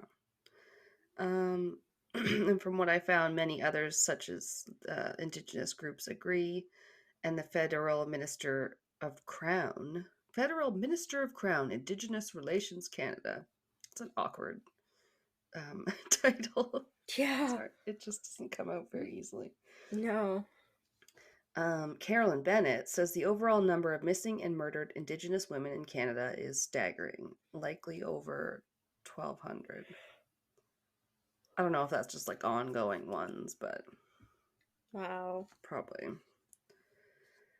So, another, informative paragraph about the RCMP investigations from 1981 to 2005. This is also from the Canadian Encyclopedia.ca. because that's how we roll here in Canada. Um, No .com here. no. .ca only. In 19... He's gonna fly still.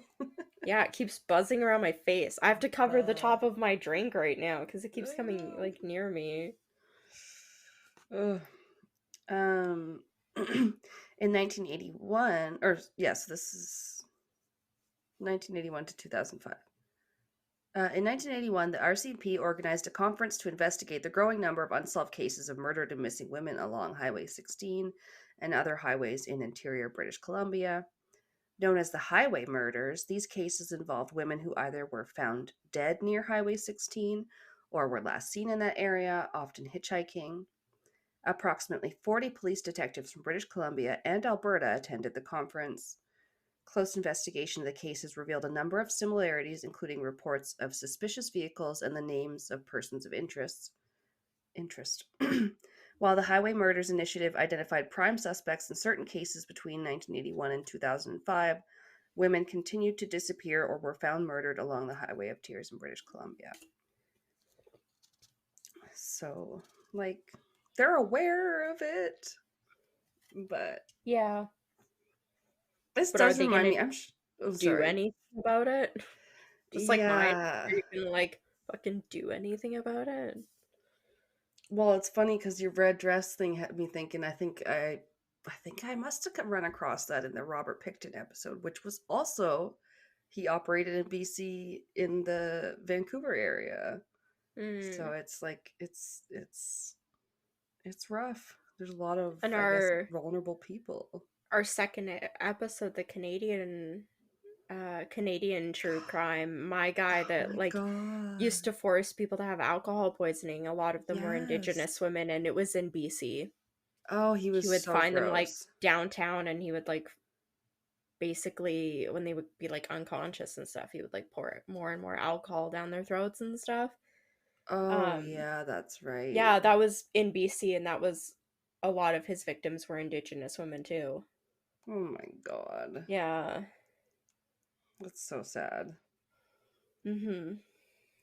Episode 2, how far we've come. My God. Right? It's forever and a half ago. Oh, yes. We were still editing on Anchor. And we were recording using our phones. Oh my God. Can you believe that? Can you imagine if we still recorded using our phones? We still record using our first microphones. Yeah, yes, my but phone is literally like falling apart. I really need a new one. I wouldn't want to chance it on that. Yeah. Okay. It's like ridiculous. So there was also something called the RCMP Project E-PANA in 2005, and that was in response to some commonalities between the murder cases of 3 women, Alicia Germain, Roxanne Thiara, and Ramona Wilson. The British Columbia RCMP's Unsolved Homicide Unit created Project E-PANA in the fall of 2005 to investigate other cases of murdered and missing women and girls in the area along Highway 16. This project was named in part after an Inuit word describing the spirit goddess that looks after souls just before they go to heaven or are reincarnated. Oh, that's nice. Yeah. I don't know if I read that before very well or just skim read it. Could you tell? Oh! It happens, yeah. Well, because I know a lot of this was just, it is kind of wordy, like task force this and whatnot. Yeah. So I apologize. Yeah. Mine ending off with 2.5 pages of just almost completely just quotes. And I was like, I'm gonna read some of these, but not all of them anymore. What they were doing, though. I really liked how the community was coming together and stuff. Yeah. Yeah. So they decided on 3 criteria when reviewing these types of cases to decide if they were Project E-PANA worthy, I guess. If the victim was involved in a high-risk activity that would expose them to danger, such as hitchhiking or being involved in street trade, such as sex work. It says prostitution, but Yeah. If the victim was last seen or their body was discovered within 1 mile of British Columbia Highway 16, And in 2007, this was broadened to include highways 97 and 5 if they were female. And in 2005, when ePANA was first launched, the RCMP identified 9 victims who had gone missing or had been found murdered along Highway 16. This was when... Okay.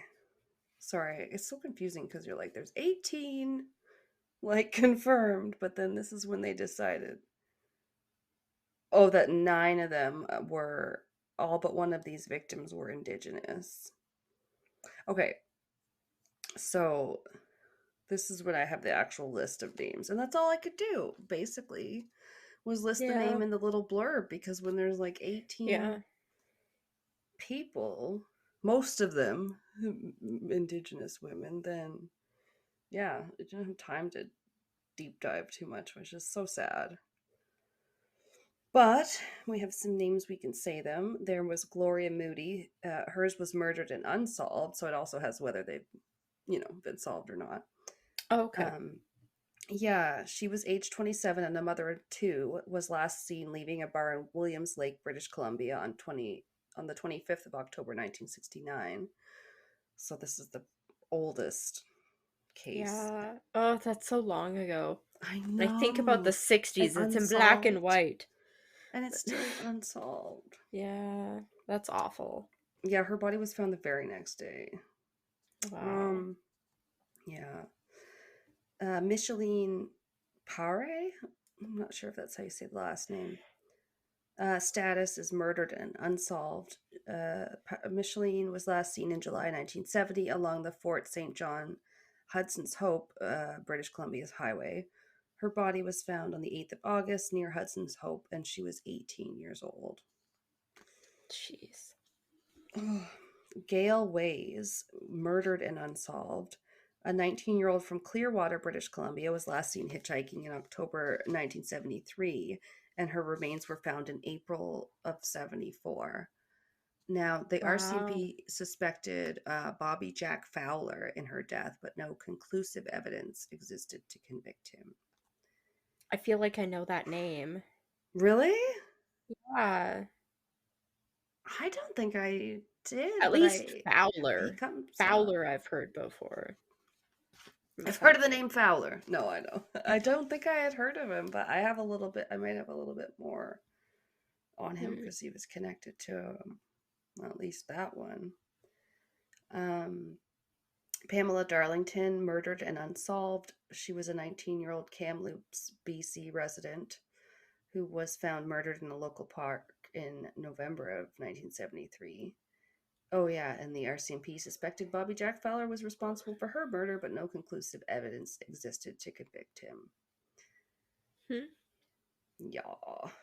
Monica Ignaz, murdered and unsolved. Fortunately, a lot of those. She was 15 years old when she was last seen walking along Highway 16 in Thornhill near Terrace, British Columbia, in December 1974. Wow. That's so young. I know. She's just a child. Like. Her body was found 4 months later, a few kilometers east from where she disappeared.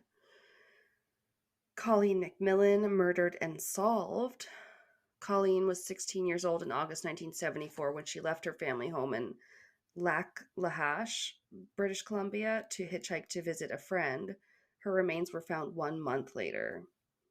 38 years later, in October 2012, DNA evidence led the RCMP to announce their belief that Bobby Jack Fowler was Colleen's murderer. Ugh, fucking serial killer. Get out of here.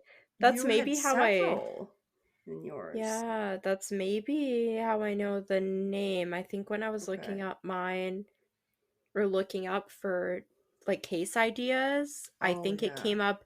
I stumbled on ones that were solved through recent DNA things, and I think that might be one of them that came up, and it might have talked about the other two.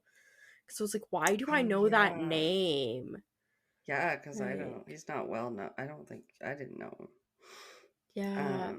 It's so great. I love all the cases that are being solved with like them being able to pull all the history from like Yeah. ancestry.com and people submitting Or stuff now. retest old DNA that they have I that love are it. tests for. Yeah. It's one of I my wish I knew favorite things. more. Yeah, Them I wish I had identifying more. killers and identifying victims. It makes me Yes, so that's happy. true. Yeah, some of the Like, victims that didn't have names for like yeah, decades. it's Yeah. so amazing. People getting closure. Like, Yeah. when, yeah, uh, The yeah, it really advanced encouraged, like, genealogy. yeah, it's so amazing. Like, I get people, like, concerned about their privacy, but if you're not doing Yeah. anything bad, like, why do you care? Like, Well, yeah. you could help. You could help. Like, So what if you find out your dad wasn't your dad? No, I don't know. Like who those cares if stories. you find out you got, like, what, that one family that gross doctor that was in the States or whatever, and now there's like 200 siblings. I think we had Was one in here too. But yeah. Yeah, the guy that he worked in like the IV clinic or whatever, and he kept like Oh, using his what was own it? sperm instead of the donor's sperm, and he ended up with Oh like God. 200 and some kids, and now they're all finding each other. Like, one new one gets flagged almost every week. Like that. Oh God. Wasn't there a That's movie about that? Yeah, there was. I watched the like true crime Netflix documentary about it Oh though, my instead of the God. like Lifetime movie. But Oh, yeah, it okay. I was haven't pretty seen that one. crazy. Yeah. I think it was called like Our Father or Sins of Our Father or something. Oh, yes, yes, yes, Yeah. yes. So gross. Yeah. Yeah, very gross. Anyway, Um, yeah, this this next one's serial very killer. sad. Oh, I know. Oh. So, yeah, I don't know. Trigger warning. Monica Jack was the youngest victim at 12 years old. Wow. I know. She disappeared in May 1978 while riding her bike near Merritt, British Columbia. Her remains were found in 1996. Yeah, that one's a gap. Um, Gary Taylor Handlin, a 67-year-old man, was charged in 2014 for her death and that of an 11-year-old girl. Oh, forgot it. Yeah, Uh, that's even younger. yeah, he seems Um, like a pedophile. yeah, but I'm not sure. That one was unrelated to the Highway of Tears investigation. And it says, though Hanlon claims he is not guilty of killing Jack, the first victim, prosecutors maintain that he confessed confessed to the crime during a conversation with an undercover RCMP officer prior to his arrest. Dummy. Uh, Um, is that Hanlon. admissible in court? Well, I don't know. Huh.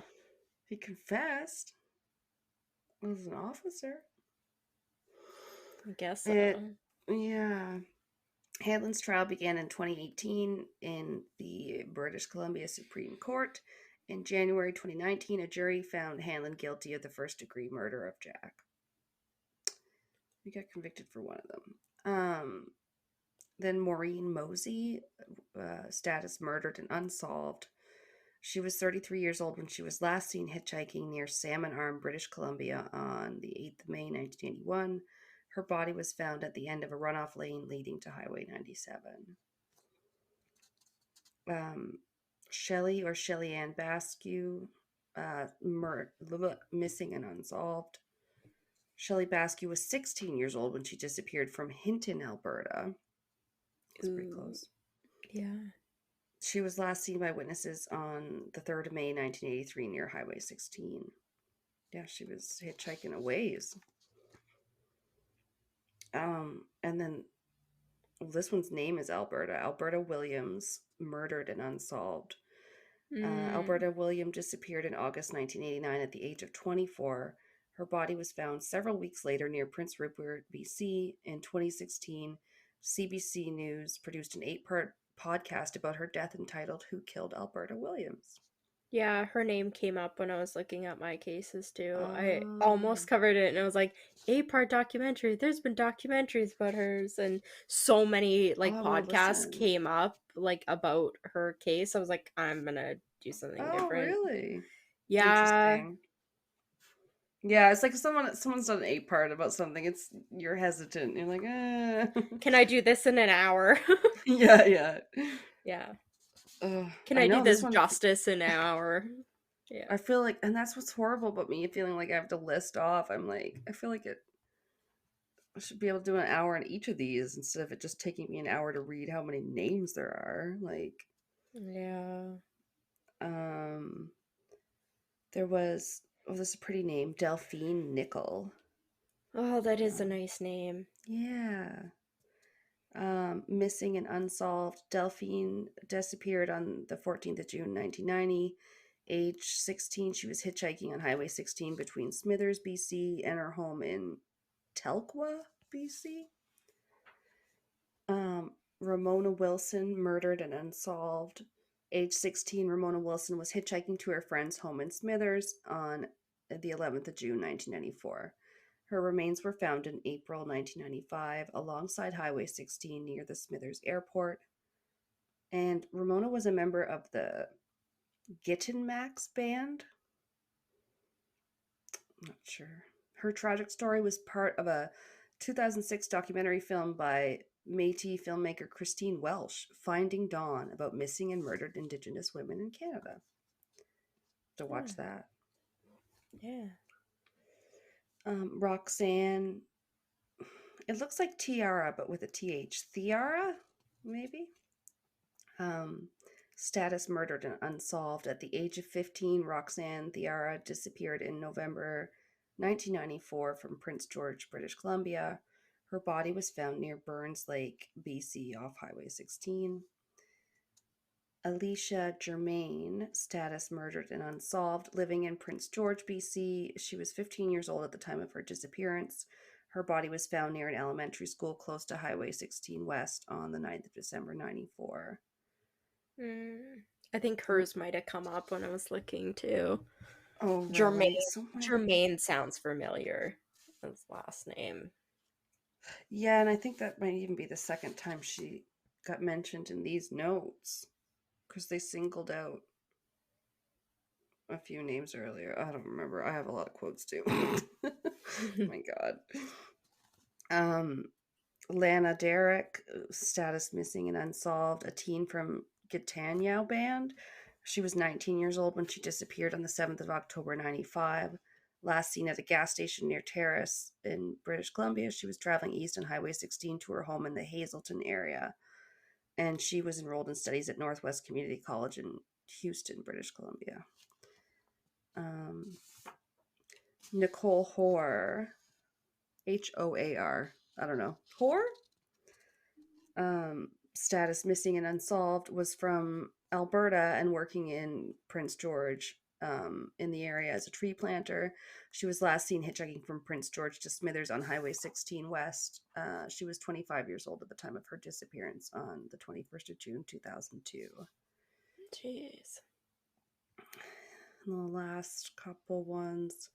Tamara Chipman, missing and unsolved. She was 22 years old when she disappeared on the 21st of September 2005. She was last seen hitchhiking on Highway 16 near the Prince Rupert, BC Industrial Park. Her home community was Mauricetown First Nation. And then, this one is got an interesting spelling, but I think it's Isla. It's Aielah. So I'm going to go with I think Isla. so. Yeah. It's a nice name. I really like that. I'm partial to names that start with A, but yes, I like it. Isla Sarek Auger, murdered and unsolved. Oh, there's also a young one. She was 14 years old and a student at D.P. Todd Secondary School in Prince George when she went missing.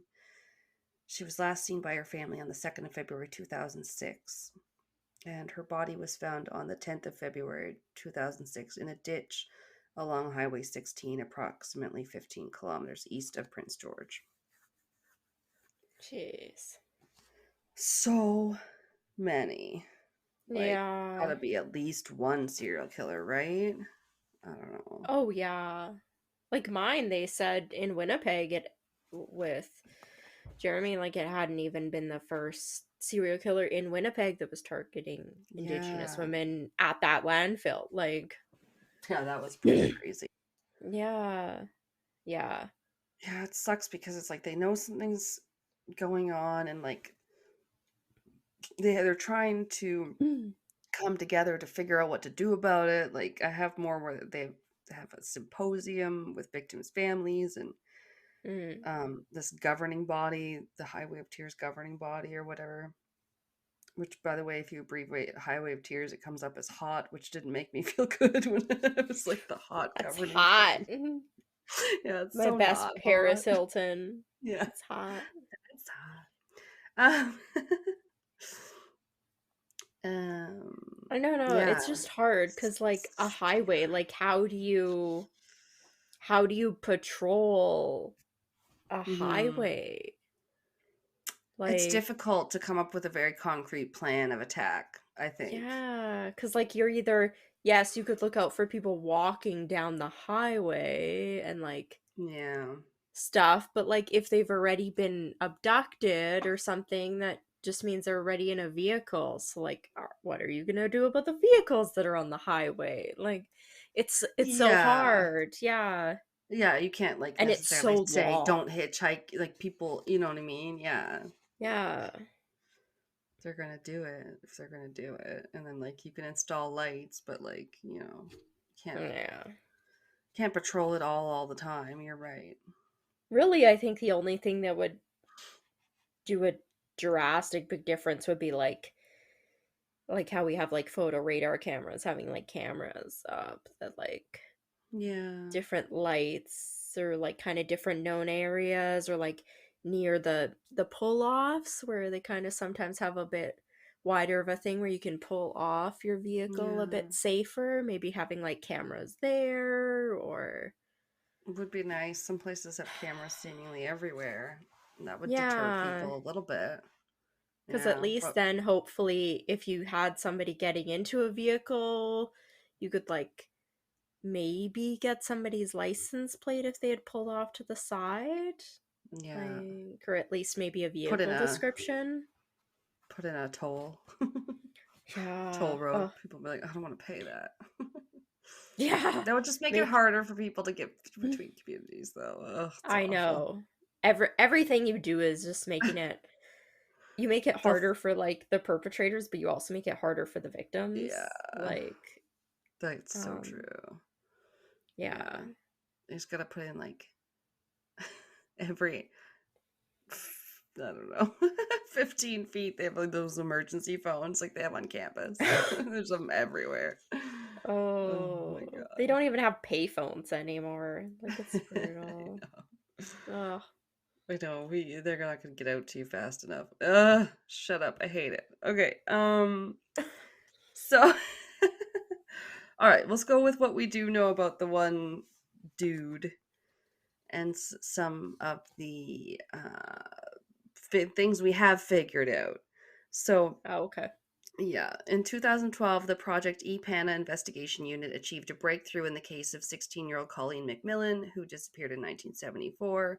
So I kind of mentioned this, but the DNA evidence linked American felon Bobby Jack Fowler to her murder.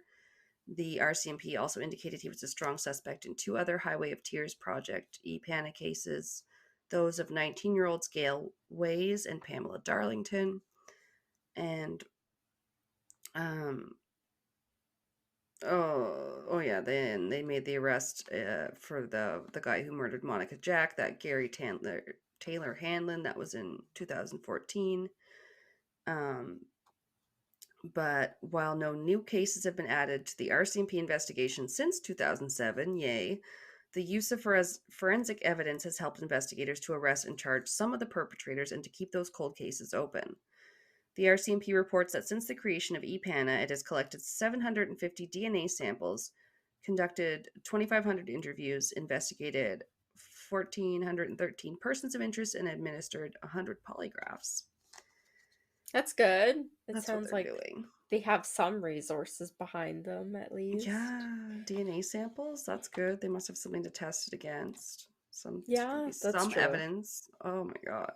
I guess with like any of the bodies found, like you mentioned, kind of like under the fingernails, they always say like Yeah. if you don't think you're gonna make it out, do everything you can to get as much DNA on you. Right. Like bite, scratch, anything you can Yeah. think of to just take their DNA with you. Yeah. Like, Ugh.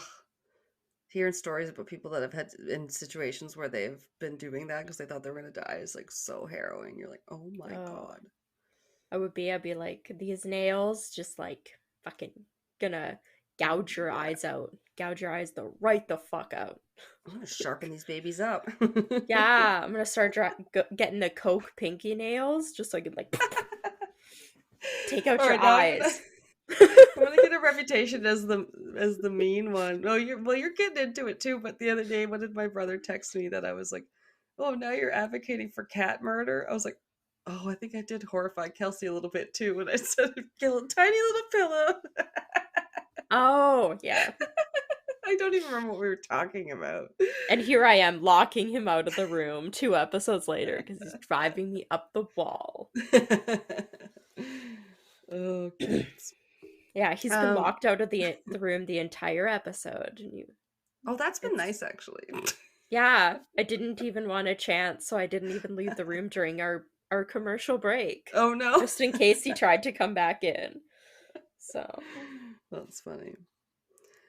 All right, I have a little bit more on this piece of shit, Bobby Jack Fowler, but you'll like the ending. yay! I'm gonna try and leave us on a high note. American rapist, serial killer, active in the U.S. and Canada. He was alive. Spoiler alert! From June 12th, 1939, to May 15th, 2006. That was a weird way to phrase that. He was alive from. What am I doing? I was like, I have his date of death here. I can't. Nope. I guess I'm gonna have to say it right now. Just like me, I was like, he was charged. Oh, now I charged him with some other ones.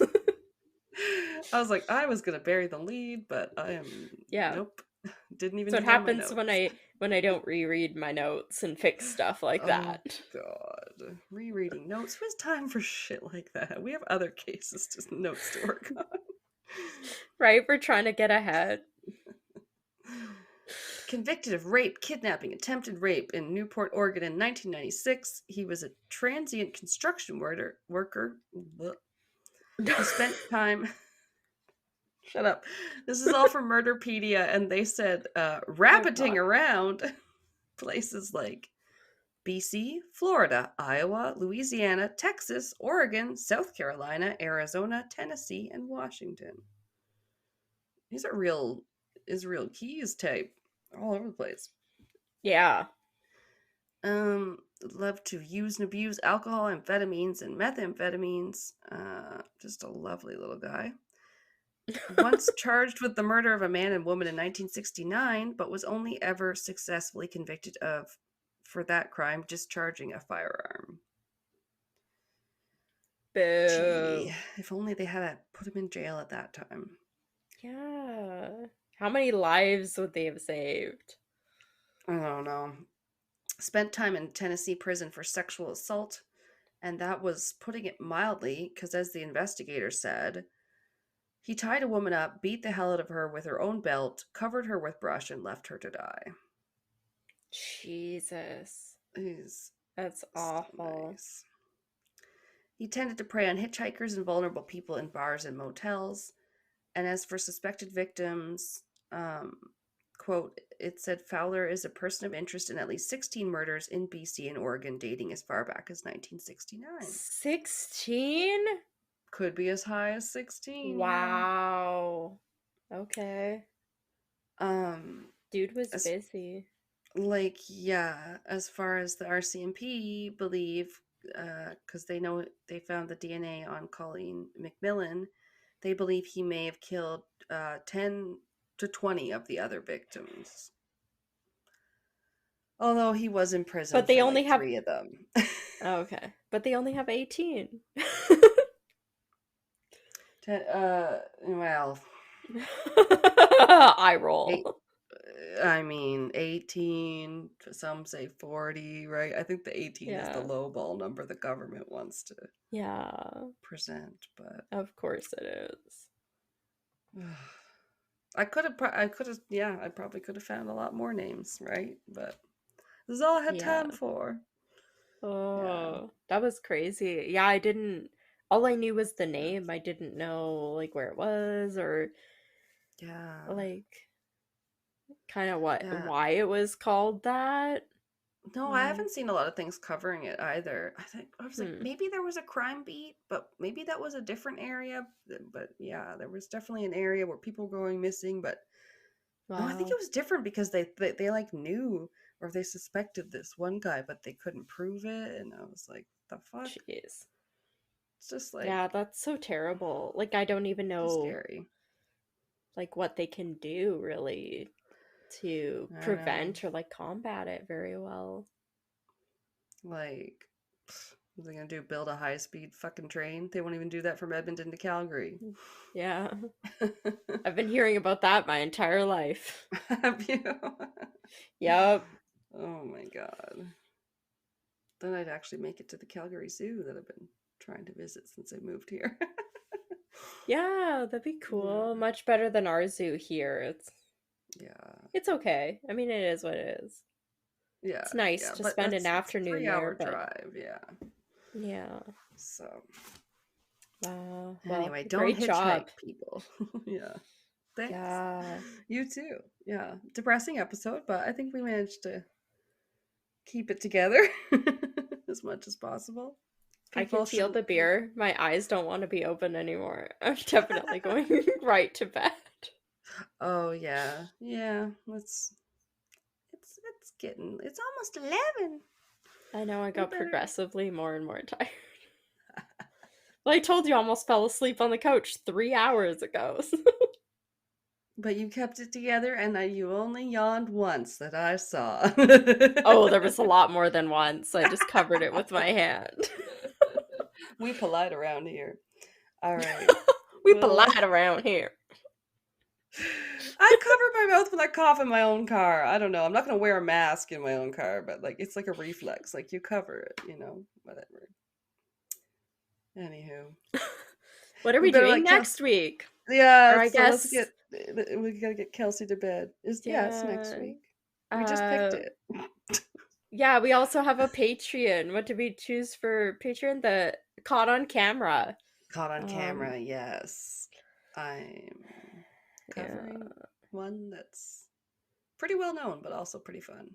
I don't think I Kelsey don't know knows. the details of it. I know the Yeah. name, but I do Yeah. not know.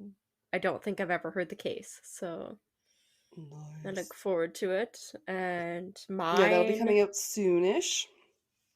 mine, I had not heard of. It came up on a bunch of lists about Yeah.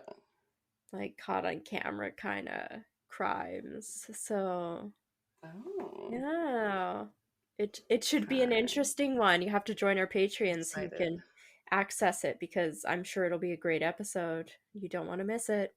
Hell yeah. And then the next regular one is gonna be more of a haunted and Yeah. hidden sort of underground. We'll leave you with that sort of teaser for Could the say it's start of even gonna spooky be season. haunted AF. Yes. Our series. I love a good series. I don't know. Do other people do it? I like series. It's fun. Series is. I love a Okay. good theme. All right. Catch you And- next week. Bye. Okay. Keep it cryptic.